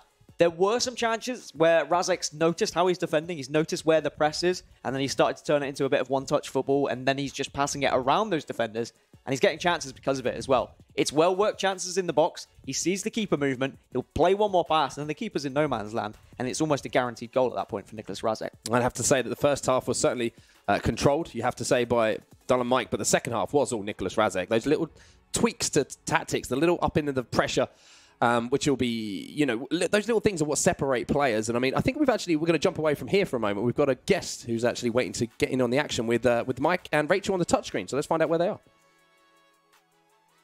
We love bringing a guest to you guys, and we're now going to call it hashtag Shori time instead of story time. You like my little play there? Obviously, we've done leg one. Dolan Mike is currently leading 4-3, but you actually played in Razek in the quarterfinals, obviously lost to him. But what was the standout, I guess, skills or play that you thought was so great about his game? So I lost 2-1 to Razek, so it was quite a close game, not a lot of goals. But one thing he did really well, like he wouldn't let me get out of my own half. Like his press was just amazing. So I'd have to keep switching it between my fullbacks, and also his keeper movement was amazing. So he's an amazing player. It's hard to play against. And right now in this game, we're kind of seeing a momentum shift, perhaps, with Razek kind of making that comeback versus Dolan Mike, maybe even experience. If you're in Razek here, what are you expecting to see differently heading into the second game? Well, obviously he was 4-1 down, and at that point, if Dolan Mike gets the next goal and makes it 5, then Razek sort of has to go all out. But I think in that game, he sort of played the same formation, pulled 2 goals back, and now I'd say he goes into the next game with a lot more confidence and probably the same formation for now. Obviously, if he goes down a few more goals, he'll have to change something up, but he's starting to attack better in that game, so I imagine he sticks with what he's using at the moment. I'm just going to ask one more quick question. Did you expect the outcome to be as it is right now? I don't know. Put him on the spot. It's crazy. It's crazy. There's some massive names out of the tournament, so we're going to see a different winner because only Tex and Desari have ever won FUT Champs Cups. So it's cool that we're going to see another winner. It's interesting to see who's going to win it. See, I didn't ask him a prediction. That was too cruel. I just asked him if he liked how it was going right now. Anyway, guys, back to you for that second leg. It's always good to hear from hashtag Shori, a little bit of insight there from him on how to deal with Nicolas Razek, but it's much easier said than done, right? It is. I felt bad for Shori when we did watch that game because it was a struggle for him. Shori, who had one of the best defensive records in the tournament at the time, did fall 2-1. And I must correct him. There are 3 names on that trophy. Rocky's on there as well. He was the first name, just to let you know. Let's not forget about Rocky. But of course, through FIFA 18 and through FIFA 19, it is just Desari and Tex. Right, second leg then, Mark. Do we think that this momentum has really shifted in Razek's favour? I think it's the break is going to do Dolan Mike a huge favour here, but to be honest, because as I say, he was really Razek was really starting to dominate not only the attacking play but the possession of the ball as well, which was what kind of Dolan Mike was relying on a little bit earlier on in the day. So it gives him a little bit of time to reassess, to have that little break, have a little think about how he wants to counteract what Razek's doing now, much like Razek did halfway through that game. So it's going to be interesting to see what the reaction is from the young man. And he doesn't have that experience to sort of, you know, go back to, much like the player who's sitting right next to him does. And that's where this could be decided, to be honest with you, with that grand final. It's kind of that natural talent, the mechanical talent, being able to pull off the things that other players can't versus that talent, but obviously with that just that little bit of added extra nous and how to squeak through these tight games. In only 3 games this tournament has Dolan Mike conceded more than 3 goals. In 2 of those games, he has lost. He only won one of them. That was against Vinny when he won 6-5. So that does say something for Razek. If he is able to get a 4th goal, maybe that is just the kind of teetering point for Dolan Mike and his defensive ability. And Razek definitely will have the opportunities. He knows that. He'll be more than happy with how he was able to get back into that game. As you can see there as well, using the Xbox Elite controller, Mark. I've always wondered how that affects play. Of course, you have the paddles on the back as well. Yeah, I was trying to see if he's going to be using paddles. Is anyone going to be adjusting those paddles so they can use goalkeeper movement, etc.? Are the paddles even allowed? Who knows? But either way, it's going to be a great console final second leg here. I still think it's going to be that young man on your screen. There's something about him. There's something about this tournament. The fact it is a year on since we saw Tex lift his first trophy crazy as well. Isn't it? It's so crazy how things like that happen. It's almost like it's written in the stars. It really is. And one thing that is shining like a star, as you can see there, is that wonderful trophy, which will have a new name on. We will have a new champion here in Bucharest. And that's exciting in itself, to see that there's so much competition now in FIFA esports that even at this stage, we're having new champions of these competitions. Who's it going to be, though, Dan? We've got cross-console finals to come after this. We genuinely still, it's so hard to call. I mean, Hasu is already in that final. This is his first tournament of the year, and he could potentially be putting his name on that trophy. He has not lost a match so far this tournament. The only other person that's done that has been Tex, of course. Incredible stuff. Actually, no, I correct myself. Nicholas also did it last week as well.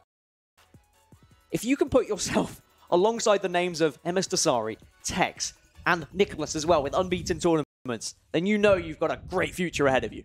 All right, then. Second leg is underway, as you can see here. It's going to be the same kits again, so no confusion there for you guys at home who are watching. Again, Dull and Mike is going to be in the white. And Nicholas Razak in that road kit. Nice little bit of skill here outside, and he's looking for Messi at the back post. Marcelo wins, I think, his first header of the day at the back post. But you can see already, Dull and Mike trying to switch things up a little bit. We know how effective that El Tornado back post cross has been this weekend. He's looking to utilize it early on and just catch and Razak off guard for just a moment. And whilst it is very effective, the El Tornado back post, we have seen players who've tried to do it over and over again. Tass, of course, had that one game where constantly he was trying El Tornado back post. It became a little bit predictable. His opposition was able to defend against it in the end. So you just need to spread it out a little bit. Try different things, occasionally throw in an El Tornado back post, but then go for something different maybe in your next attack. Here's CR7 then on this right-hand side. Scoot turn around the corner. He drops to the floor, but I think that was just all strength from Rafael Varane. Certainly let him know he was there for sure. Would have been a little bit harsh, in my opinion, to see a penalty being given there. Now Nicholas Razak's going to come forward now. Spreads it out wide. Sergio Ramos in that right-back position, I believe, now. Interesting to see. Little change in personnel down. Lala off the pitch from what happened last time. And that's what I mean. He's recognised that situation that cost him a goal last time. And he's addressed it. It's what makes all these pros so good, is just adapting to situations, reading the game, recognising what their opponent is good at, where their strengths lie, and trying to expose them. Speaking of exposing... Oh, what a save from Van der Sar. Got a big right hand up above his head there to turn it behind for a corner. And now the Dutchman, the icon, comes out and clears lines from that corner. But that's a big save.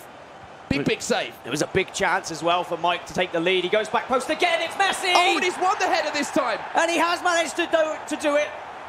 I didn't know if he was going to win it. I don't know if it's Patrick Vieira maybe he was going up against, but he had that little bit of momentum. He had the spring in his step. And he gets that 2-goal cushion now, which means Razak has to go again. He just got in front of his man at that back post. You can see it there. Messi just managed to steal in front of the Frenchman. He's not the tallest man on the pitch, but if you get in front of your man, it makes it so much harder to win that defensive header. I think that Nicholas Razak will feel a little bit hard done by. You know how tall Patrick Vieira is and what a difference in height between the two players there is. It's like you trying to win a header over me, Dan. Yeah, but weights in your boots when you're training, that's what it is. It gives you that extra little bit of lift. Okay, is that the secret? I reckon I could win a header against you. I just need that momentum. I just use my body weight against you. I'd be absolutely fine. I don't know what you're talking about. I would like to see you try. Anyway, 5-3 now on aggregate. 1-0. First strike in the second leg goes to Dull and Mike. And he's in behind once more here. Mbappe striding away. Might once again look for that cross. The El Tornado, but Sergio Ramos was positioned well to stop that ball before it even really got up in the air. And now look at the space here for Kylian Mbappe. Nicholas Razak is just burning down the line. Great ball across. Ronaldo. Oh, what a tackle from Maldini. Second chance here for Hullet. Goes near post, hits the bar. On the follow-up, he can't convert. Neymar loses the ball to Vieira, but what an opportunity that was for Razak. Oh, it was really good play from Razak as well. The drag back to push it forward and then right at the other end. Can it be the punish? Neymar! It can be the punish. Razak goes 3 up now on aggregate. Right down the other end after it struck the crossbar. And oh dear, Razak surely is going to be hurt by that one. 3 goals the difference between the two players. It could have been a goal at one end and then straight up the other end. The 16-year-old plays a ball over the top. Lionel Messi strikes it cleanly.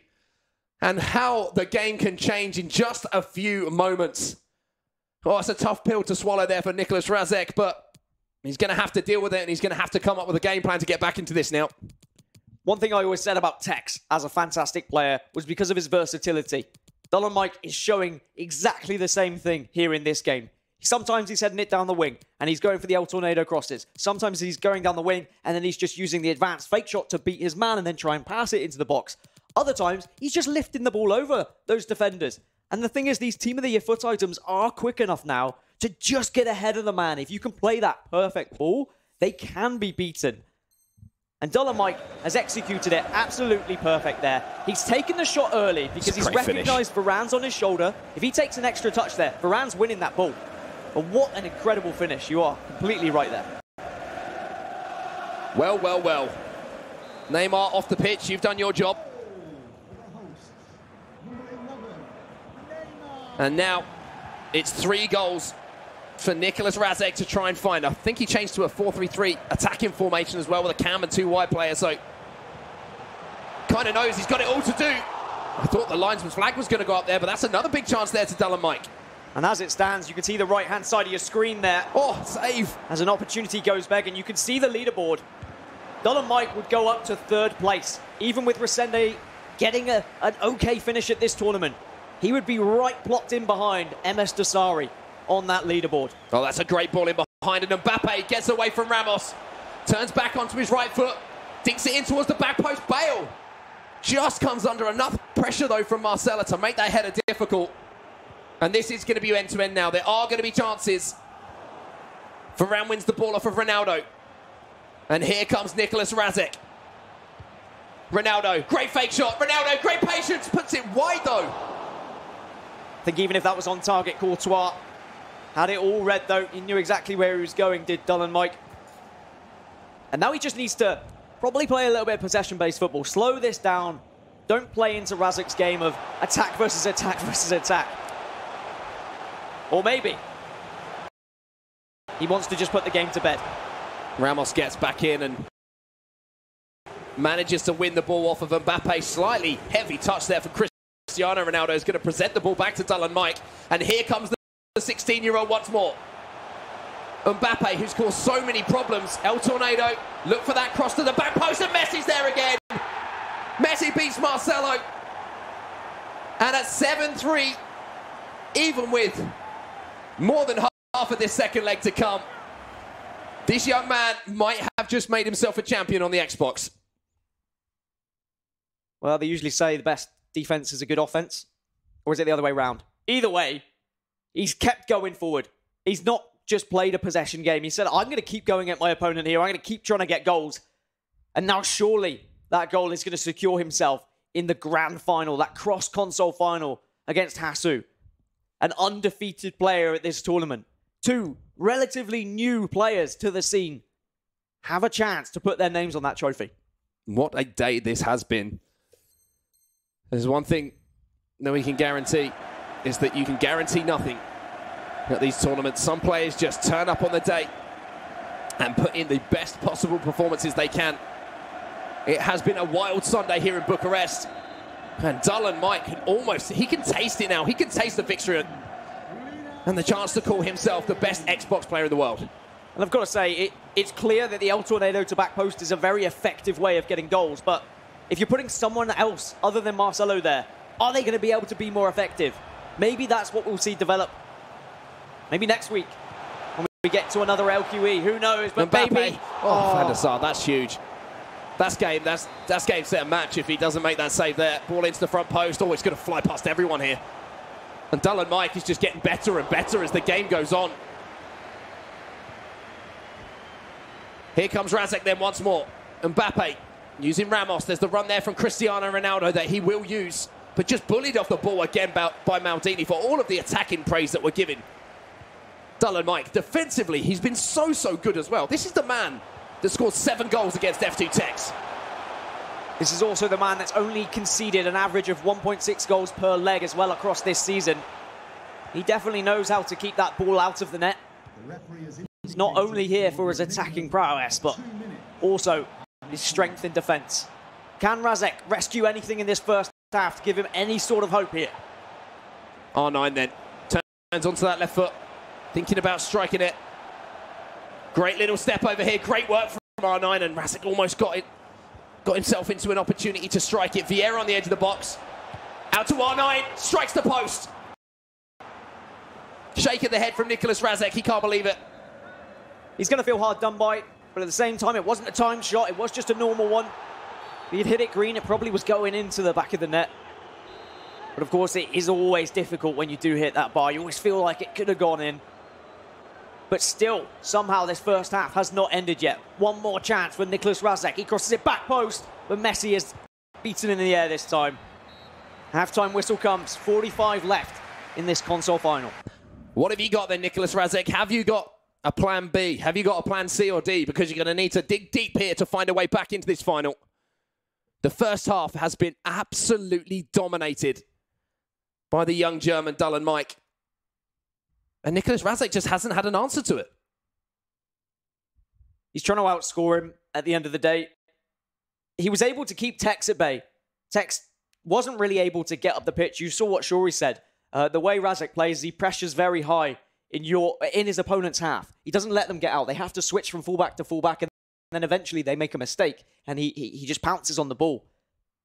Tex found it very difficult to get down the wings, to get into the positions where we've seen him be so phenomenal in the past. However, Dylan Mike, I don't know whether it's just his unpredictability, but he's been going down so many different avenues that Razek hasn't been able to keep on top of him. Here we go then from the restart. Is there a comeback story to be written here? Van Dijk on the pitch here, interestingly now. Trying to see who that was for. I believe it might have been for Nicholas Razek, so I wonder if that's too little too late at this point. Marcelo makes the tackle. It was actually for Nicholas Razek, so I believe he'll now have a back line of Van Dijk, Ramos, and Varane. Ball's just going to dribble out a play here, and Nicholas Razek will have a throw-in from the restart. He needs goals, and he needs them quick here. That's the worrying thing for him, is time. That's going to be his biggest enemy. Marcelo just nods that one back, and every single pass that's completed here is just going to be pulling at the heartstrings of Nicholas Razek. And the thing is, we know it is doable. 4 goals in this space of time has been done. That one should be headed away, but Courtois thankfully is in the right place. Nicholas Razek sits back and laughs because he's seen so many headers going on the other side, but at the same time, one thing that Dylan Mike's done differently, he's been timing those headers, Mark. It just gives it that extra little bit of power, sends it towards that corner. Crowd's roaring. Ball around the corner here. Neymar lays it across. Unfortunately, the flag will go up, so the celebrations will be muted. But you can see how vulnerable at the back now Nicholas Razek is. It really is do or die for him. He knows he has to get players forward. He knows the clock's against him. He knows the score's against him. And this is just an uphill battle for him. Dylan Mike has been the one who has come back in this tournament. And maybe this could be it. Just wide of the target. We've seen Mike put so many of them in so far in this tournament. Get Nakajima back on. Buried him. Maybe that's what he needs to do. Still can't believe Nakajima now somewhat extinct on the market. Well, here's Neymar then. Player that everyone would love to have in their team. Dylan Mike goes for the finesse, and he finds it the outside of the boot. Timed it green. Keeper was nowhere. 8-3. Time to start celebrating if you're an SK fan. Time to start celebrating if you're a Germany fan. You were always going to be celebrating, to be fair, with 2 Germans in the final. This one is pretty much done and dusted. It's time to potentially carve a new name on that trophy. Now, there definitely will be a new name. Whose name will it be? And most importantly, it's going to be a European name. 2 Germans. The last 2 tournaments, we haven't had Europeans in the finals. Questions were asked about the region. Is it still as strong? Well, I think with 4 German semi-finalists, we've seen how strong Europe is. Brandon was saying on the couch earlier, he just feels like this is the tournament for there to be a German win. And it is going to be a German win. Is it going to be a cross-console win? It's looking like it definitely is as well. Bail then for Nicolas Razek. You can see from the body language here, it must be so tough for him to know. He knows the situation here. Shake of the head and a little smile. He's going to play this game out, of course. It's going to be pretty much impossible for him to get back into this one. Ronaldo's inside the box here for Tullen Mike, and there might just be another one. Thing is, it's the same scenario that Goal Machine found himself in when he took down Tex last weekend. You've done so much of the hard work. You've beaten the best player, or one of the best players in the world. In this case, Razek absolutely outclassed him. But now he's met his match. And that's what happens in FIFA because playstyles do counteract each other's.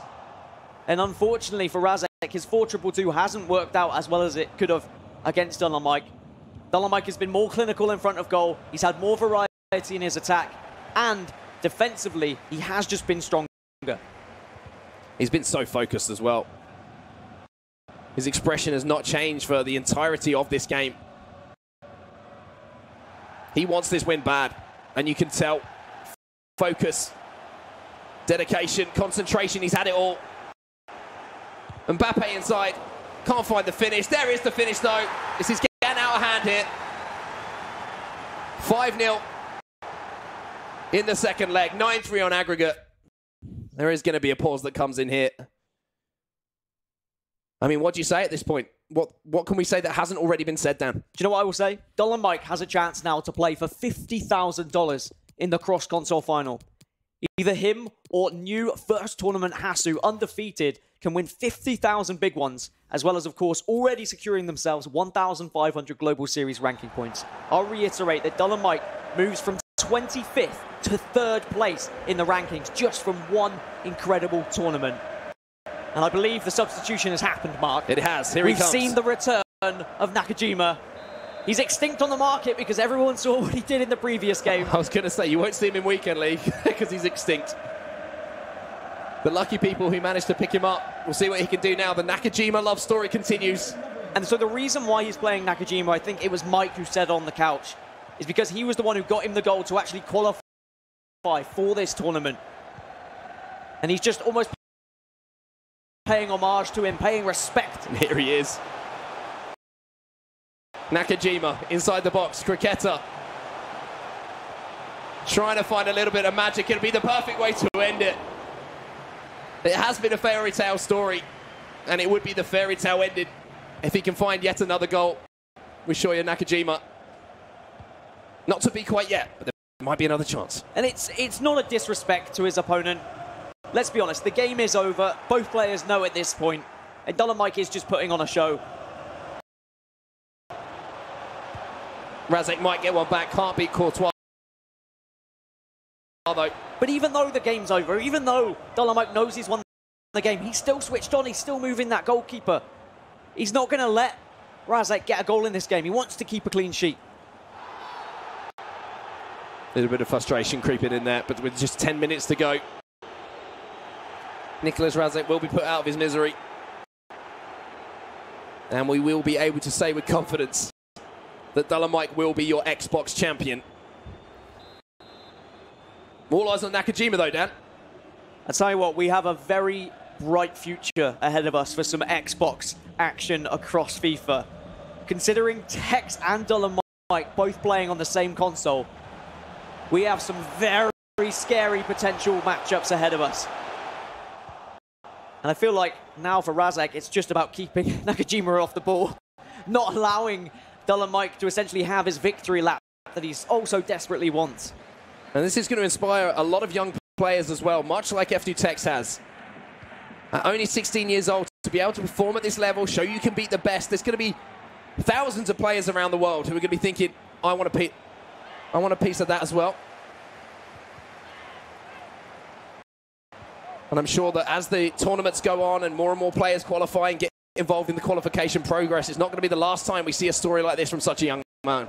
And whilst I can accept that some players find it difficult to qualify because maybe they don't think their team is good enough, it does show Tullen Mike, who qualified with Nakajima. He qualified with that player in his team. He scored that final goal with him. He's paying his respects to him now as well.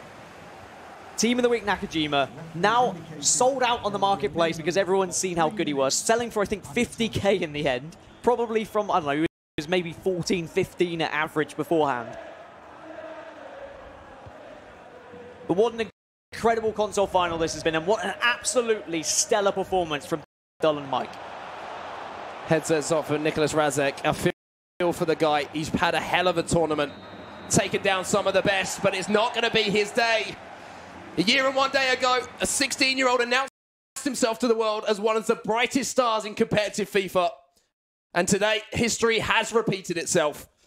And he'll be hoping there'll be a similar path to success. That man on your screen, Dull Mike, is your Xbox champion here in Bucharest. And what a tournament he has had. It's been an absolutely phenomenal one for him. Honestly, I have been so impressed with every aspect of his game, from defense to offense, but we also have to pay a little bit of attention to the man on your screens, Razek. What a tournament he's had as well. Getting to that console final, securing himself an incredible amount of points as well. 850 he was able to add onto his leaderboard. He took down Tech 7-1, and you can understand the heartbreak on your screens as well. It's, to do all the hard work exactly. to get I think here. The problem is that, Nicholas Razek is becoming the nearly man. And he thought this tournament might be the one where he became the main man. Unfortunately, again, he hasn't managed to grab that brass ring. He hasn't managed to get that tournament win. And, it's unfortunately where there's a winner, we have to have a loser. But what a tournament these Xbox guys have had. And what a cross-console final we also have, Dan. A 16-year-old prodigy going up against someone who is unbeaten across the tournament at his first tournament. It's set up beautifully. We're going to throw it back to Jimmy and the guys on the couch. The Xbox, it's done. Thank you, Onset and Gaskin. So even though he has the word dull in his name, Dull Mike is definitely not dull. Huge victory for him. Congratulations. He is the champion of Xbox. 1,500 Global Series points and $30,000 in cash. Could be 50 if he ends up winning the cross-console final. What kind of performance? How would you rate his performance, Nightwatch? I'll start with you. I mean, 10 out of 10 at this point. Maybe 9 out of 10 since he's conceded goals, but the second leg, it's close to a 10. I mean, and you mentioned before the game that it's going to be tight to start, but this kid does have a, I don't know, like this reputation of really blowing it up in the second leg. I mean, it was about time I got something right. so yeah, I mean, we saw him going 3-0 up, then Razek bringing it back, Mike scoring a few more, and then the second leg it was just one way. Yeah, here's some action here from the first leg. Unbelievable there, but gets the rebound. That's right after halftime, makes it 4-1. And Razek does fight his way back, as you mentioned. He's obviously pretty frustrated, but didn't give up. And I thought, all right, when Nicholas gets it here to 4-2, if he can score that next goal and get it to 4-3, we got ourselves a competition. Yeah, and that's what happened. First game finished 4-3, but Dull Mike's second game, he didn't go with the mindset, now I have only one goal lead, do I defend it? What do I do? He just attacks. He goes on and attacks. Yeah, a good goal there by Razek. Nice tap-ins. Ton of confidence going into that second leg, and then it was just one-way traffic, Spencer. Yeah, it was borderline, I wouldn't say disrespectful, because I think that Dull Mike's a quite respectful lad. We saw at the end of the game that he wasn't celebrating too much, but he was so in command of this game. When he subbed on that, his 81 rated inform again that he likes to use, it just showed you how relaxed he was and how confident he was of the victory. He just pulled away. He kept scoring the chances. And it was almost like two different players playing, to be honest. The first leg was tight. I know it went 3-0 to Dull Mike and then Razek got back, but at 4-3 it was open. It was ready to go. It was open to play. But this second leg, it just looked like Razek wasn't in the game. And you could see from sort of this point on, really, in the game, he was sort of slouching in his chair, felt like it was done, and everything that Dull tried basically went in. And at this point, Razek was done, to be honest. I think it's really impressive from Dull Mike. I'm definitely a convert. And we're supporting him and seeing how he can do. And I think he probably is the Tex of FIFA 19. My only thing I'll say about him is he's had a lot of the hard work done for him in this round, whereas some of the big boys have been taken out before he had to play them. This is true. Very good point. He had to take on Danny, but he didn't have to take on Dasari. He didn't have to take on Tex. Obviously he did take on Gorilla, though, in convincing fashion. He beat him. So I want to see those matchups in the future. I'm really excited to see Dull Mike go up against those boys in the future. So you compare him to Tex, but he still has to climb that mountain. He's got to now beat a person that hasn't lost any games in this competition. Do you think he can take that next step? He looks pretty confident, but you never know for sure. I believe it's a pretty similar story to Barcelona and Tex last year. Tex played Razek in the console final, and then he played Nicholas, who I believe was unbeaten. Don't quote me on that. And that's what Mike is here to do. He's here to prove a point and beat the unbeaten so far on PlayStation. I mean, he's got an incredible story, and obviously fought back. I mean, he lost 2 games. It's not like he... You think he learned something from those losses? Yeah, I think you always do a little bit, right? We said about this earlier, because he's so young. His experience levels, his experience points, to use a gaming term, like, are increasing, and he's gaining them quicker than anyone else because he's got so much room to grow. Other players he's playing have been around for a while. They've already learned those lessons. So his potential is exponential, really, at Rhymes. And what we're seeing, on the other hand, is we've got 2 great stories. We've got Hasu, who's come in as this relatively, not unknown, he's been around a little bit, but playing that well guy.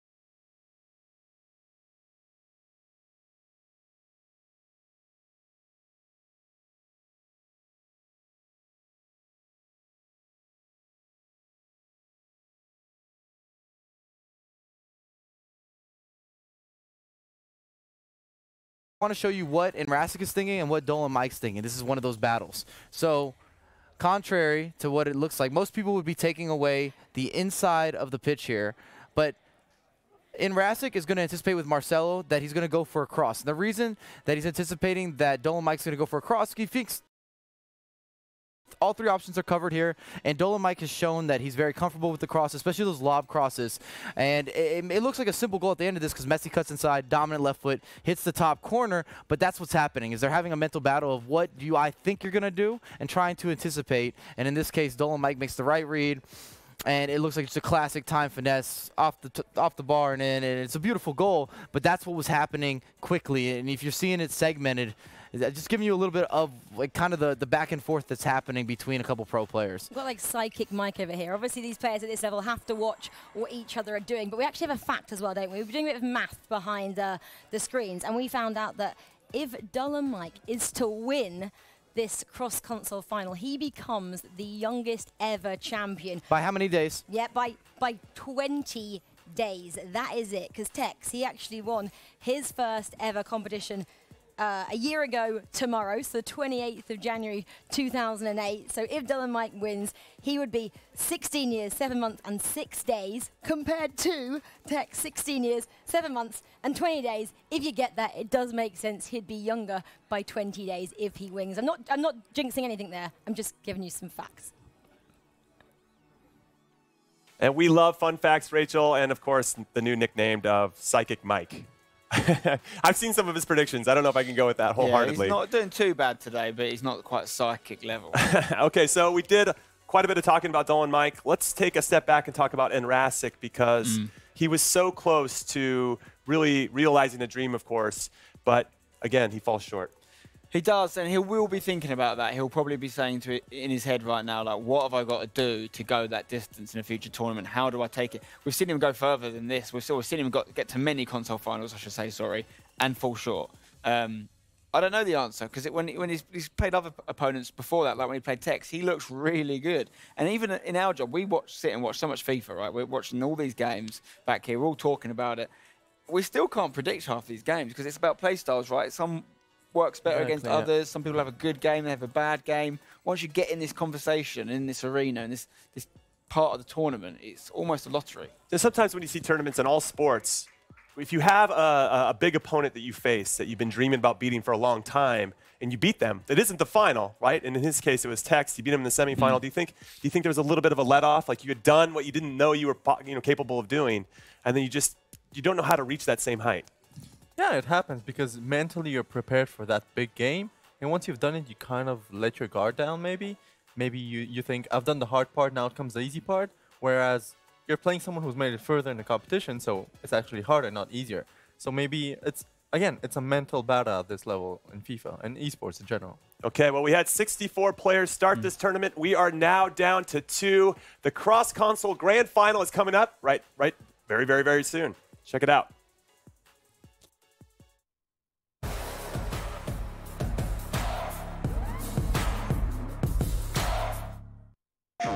Hey! What up? Finally, brother.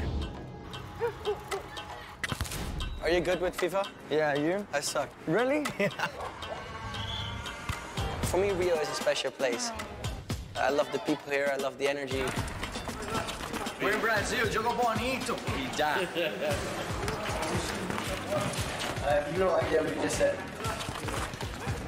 Are you ready? I'm getting nervous. Me too. Okay, let's do this. Let's go. Yes. Oh. Ah. Oh, that was... Soccer has been a huge part of my life. I used to play almost professional, and when I was 16 years old, I went to the studio for the first time, and then I decided to take the way of music. See? Finally! 1-0. I love to play FIFA, and I also love to play in real life. We're gonna play a game? Yeah. Let's do it.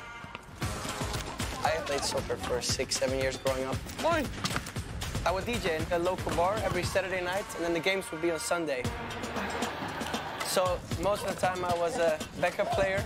Goal! He's not terrible. He's not terrible. He was land. No, no! Modric! That's the goalkeeper. Okay, just let me score 1 goal.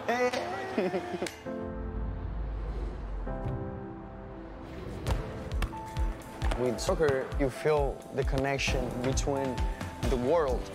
It's amazing. It just unites complete countries. There's so much happiness, so much adrenaline. It's a universal language, I would say. It's like music. You don't need to know the lyrics of the song to enjoy it. It's just about having fun. Exactly. 2-0. My Maluma's team. We're the dream team.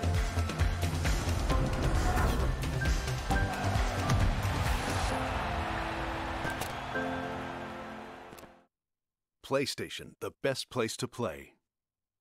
PlayStation. Diego, tenemos 10 minutos. ¿Vamos a echar un FIFA? Vamos, te voy a ganar, hermano. Venga, vamos. Dale, Costa, saca.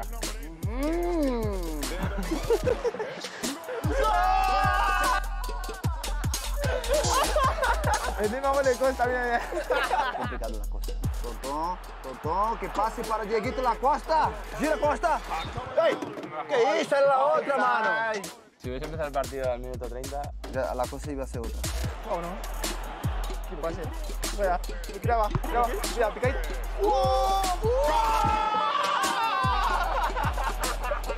Este es un viciado, está engañado.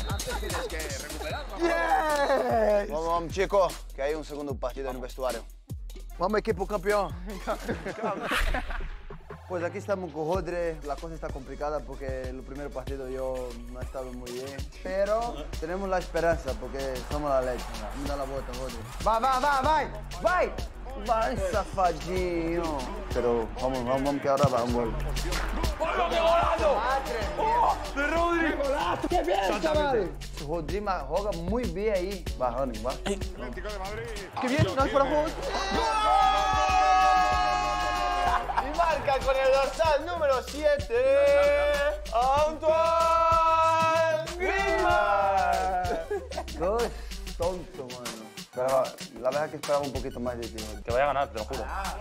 Dale, toma, Fabio, un poquito. ¡Gol! ¡Qué golazo de mi hermano! ¡Tómale más!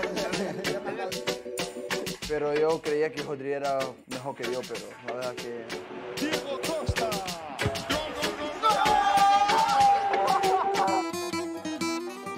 Ya te dejo. Te lo mereces, hermano. Pero un abrazo. Un beso.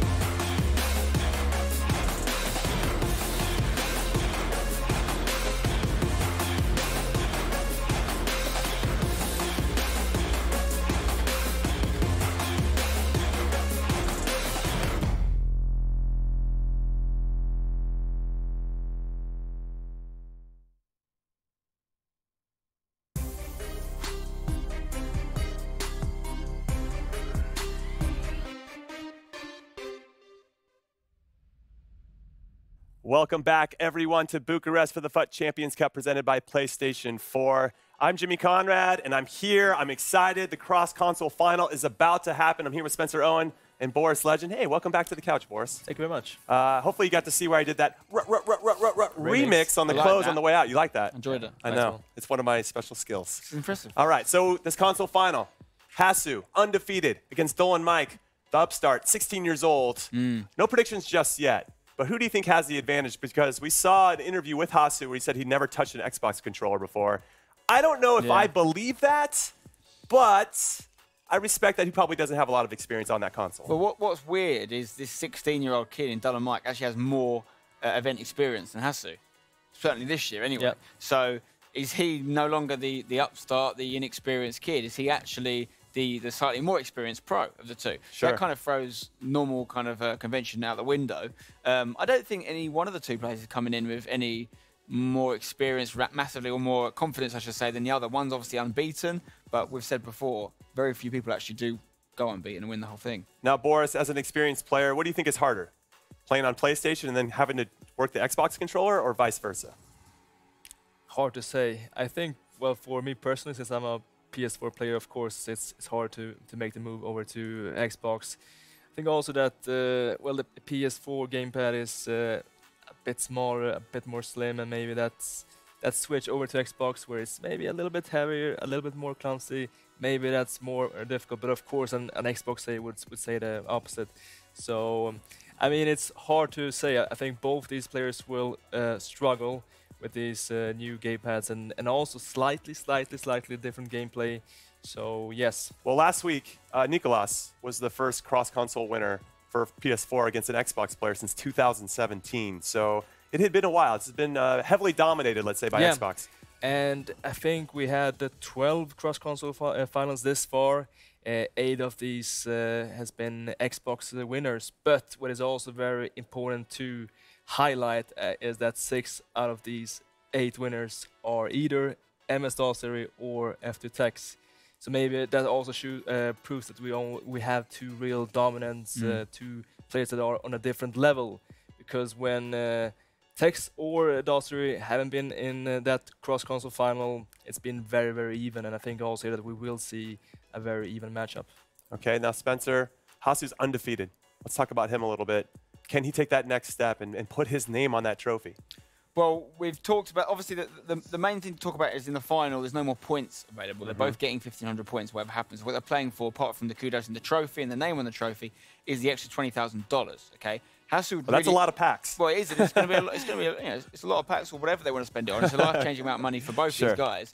But we did talk about earlier how Hasu, for some reason, isn't qualifying very well. And maybe he needs to invest in his team. I don't know. Maybe his team's not quite up to scratch. And the more prize money he gets, the more he can do that. Not that 30,000 isn't enough to invest. Sure. But, you know, he's going to be looking to do that, I'm sure. I think it's going to be very big for him if he makes the step more than Mike, but only because Mike's playing at more events. He's already qualified for a few, played in a few, he's got more to come. Hasu currently doesn't. Well, yeah, so, just to remind everybody, Hasu, this is the only tournament he's qualified for. Yeah, the only one. So if he goes and wins it, that's kind of irrelevant in the sense that next time he does come to an event like the playoffs or wherever it is, he'll be feared because he'll be known as a tournament winner. Okay. And then let's talk about Dolan Mike. Okay, Boris, what does he have to do, you think, in this game to put it over Hasu? More from the mental side of it, because Hasu comes in undefeated, hasn't really suffered that loss, dealt with any adversity. Usually we have seen Mike having one really good game, and then the other one has been so-so. And I think we're going to start here with playing actually on PS4, and he really needs to deliver in this game, because if he's being put on a big deficit after that first leg, well, Hasu can actually play on the result in that second leg. So he really needs to have a good first leg, and I think it's definitely possible for him. Okay, so we talked about Hasu, we've talked about Dolan Mike. Let's take a look at how they got here.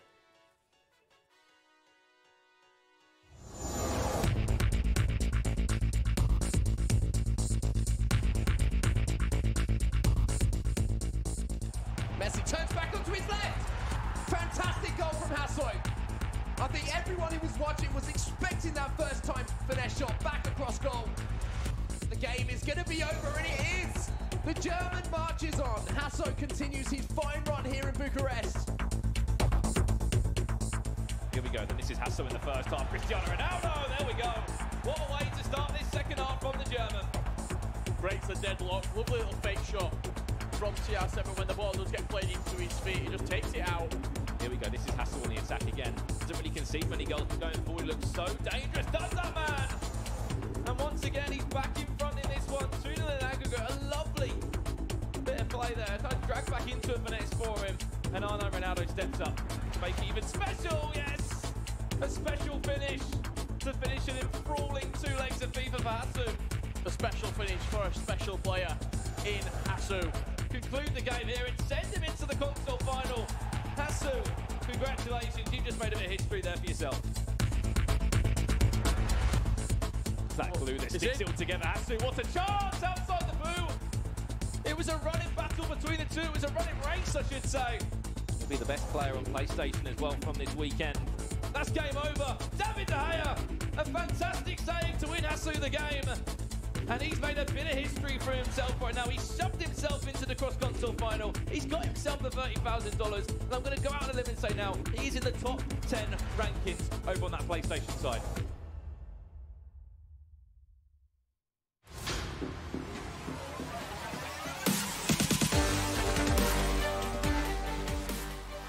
Making up for those areas, it goes across once again. It doesn't matter now. It really, really doesn't matter. From Ronaldo missing down one end to crossing it back in again. For Pele to leap up this time. Yeah, it all started with Dolomite down that side with Ronaldo. Couple of big fake shots down the left-hand side, deep to the back post. And a lovely green timed header. All his finishers have been green. Dolomite's got his GCSEs in timed finishing. We will see Danny. Oh, Danny's still going to have plenty of Global Series ranking points. But he is definitely not getting any further in this tournament, as now it's just goal after goal. More salt in the wounds. 6-0. The name we will be saying even more is Dullin Mike. Will Dullin Mike be able to put his name on the trophy, or will he be stopped by Nicholas Razek in the console finals? Mbappe, who's caused so many problems. El Tornado, look for that cross to the back post, and Messi's there again. Messi beats Marcelo. And at 7-3, even with more than half of this second leg to come, this young man might have just made himself a champion on the Xbox.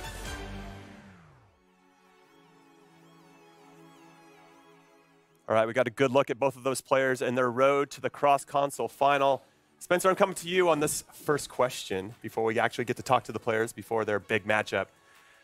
Who do you think had the harder road getting to this point?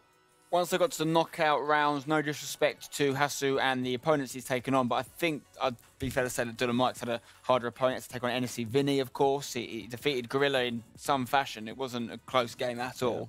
He's taken on Enrasic more recently as well, and Danny, of course. Yeah. So, like, there's 4 amazing opponents, all of which could have ended up in a final themselves. Okay, and then Boris, because PlayStation is leg 1 on this, how important is it for Dullin Mike just to kind of weather the storm if he doesn't feel comfortable with the PS4 controller?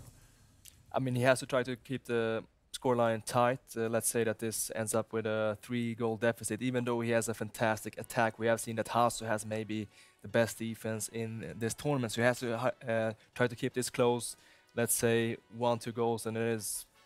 But on the flip side, you almost feel like Hasso, even though he is a defensive specialist, he's got to go for it. I mean, well, it's his console. There's 2 big things to think about here. One, don't forget what Nightwatch was saying, how he always thinks that Dullin Mike's got a big second leg in him. So you could argue it suits him to have extra second. And thirdly, secondly, don't forget that if the 2 games are level at the end of the second leg, it goes to extra time on the second console. So I'd argue that's an advantage to be going second, because it means potentially you've got more time on your console, which in this case will be Xbox. Yeah. Well, let's hear from the players themselves. They're with Kyle Walker. Thank you, Jimmy. Yes, I am here with our cross-console finalists. Let's start over here. Dullin Mike, unbelievable stuff there before. Now, we were talking time and time again, every time I interview you, we say, this is the furthest you've got, and here you are in the cross-console final. How does that feel? It's just an insane feeling knowing that I won the Xbox side and got the 1,500 pro points to help me get to the playoffs. And now I'm just excited to play on the PS4. Well, talking about the PS4, Hasu, you chose that console. You won the coin toss. Why was that? Why did you choose with your console first? I'm confident on PS4, and that's the reason why I chose the PS4. And yeah. The confidence right there. Now, you said you're excited to play on the PlayStation, but you were talking to me before, and you said you've actually not played FIFA on the PlayStation since FIFA 17. So this is going to be a new experience for you. Yeah, I think so. I think like the control is really different, but like gameplay-wise, it will be the same. So I think if I can play my strengths, then it will be just the same like Xbox. Well, hopefully it will. Have you guys got anything that you want to say to each other? Good luck. I don't know what that was, but I'm guessing in German it meant good luck, both of you. Have fun. Germany are definitely bringing this home. Thank you, Kyle, and thank you to both of the players for spending some time with us before the match. I always like that about this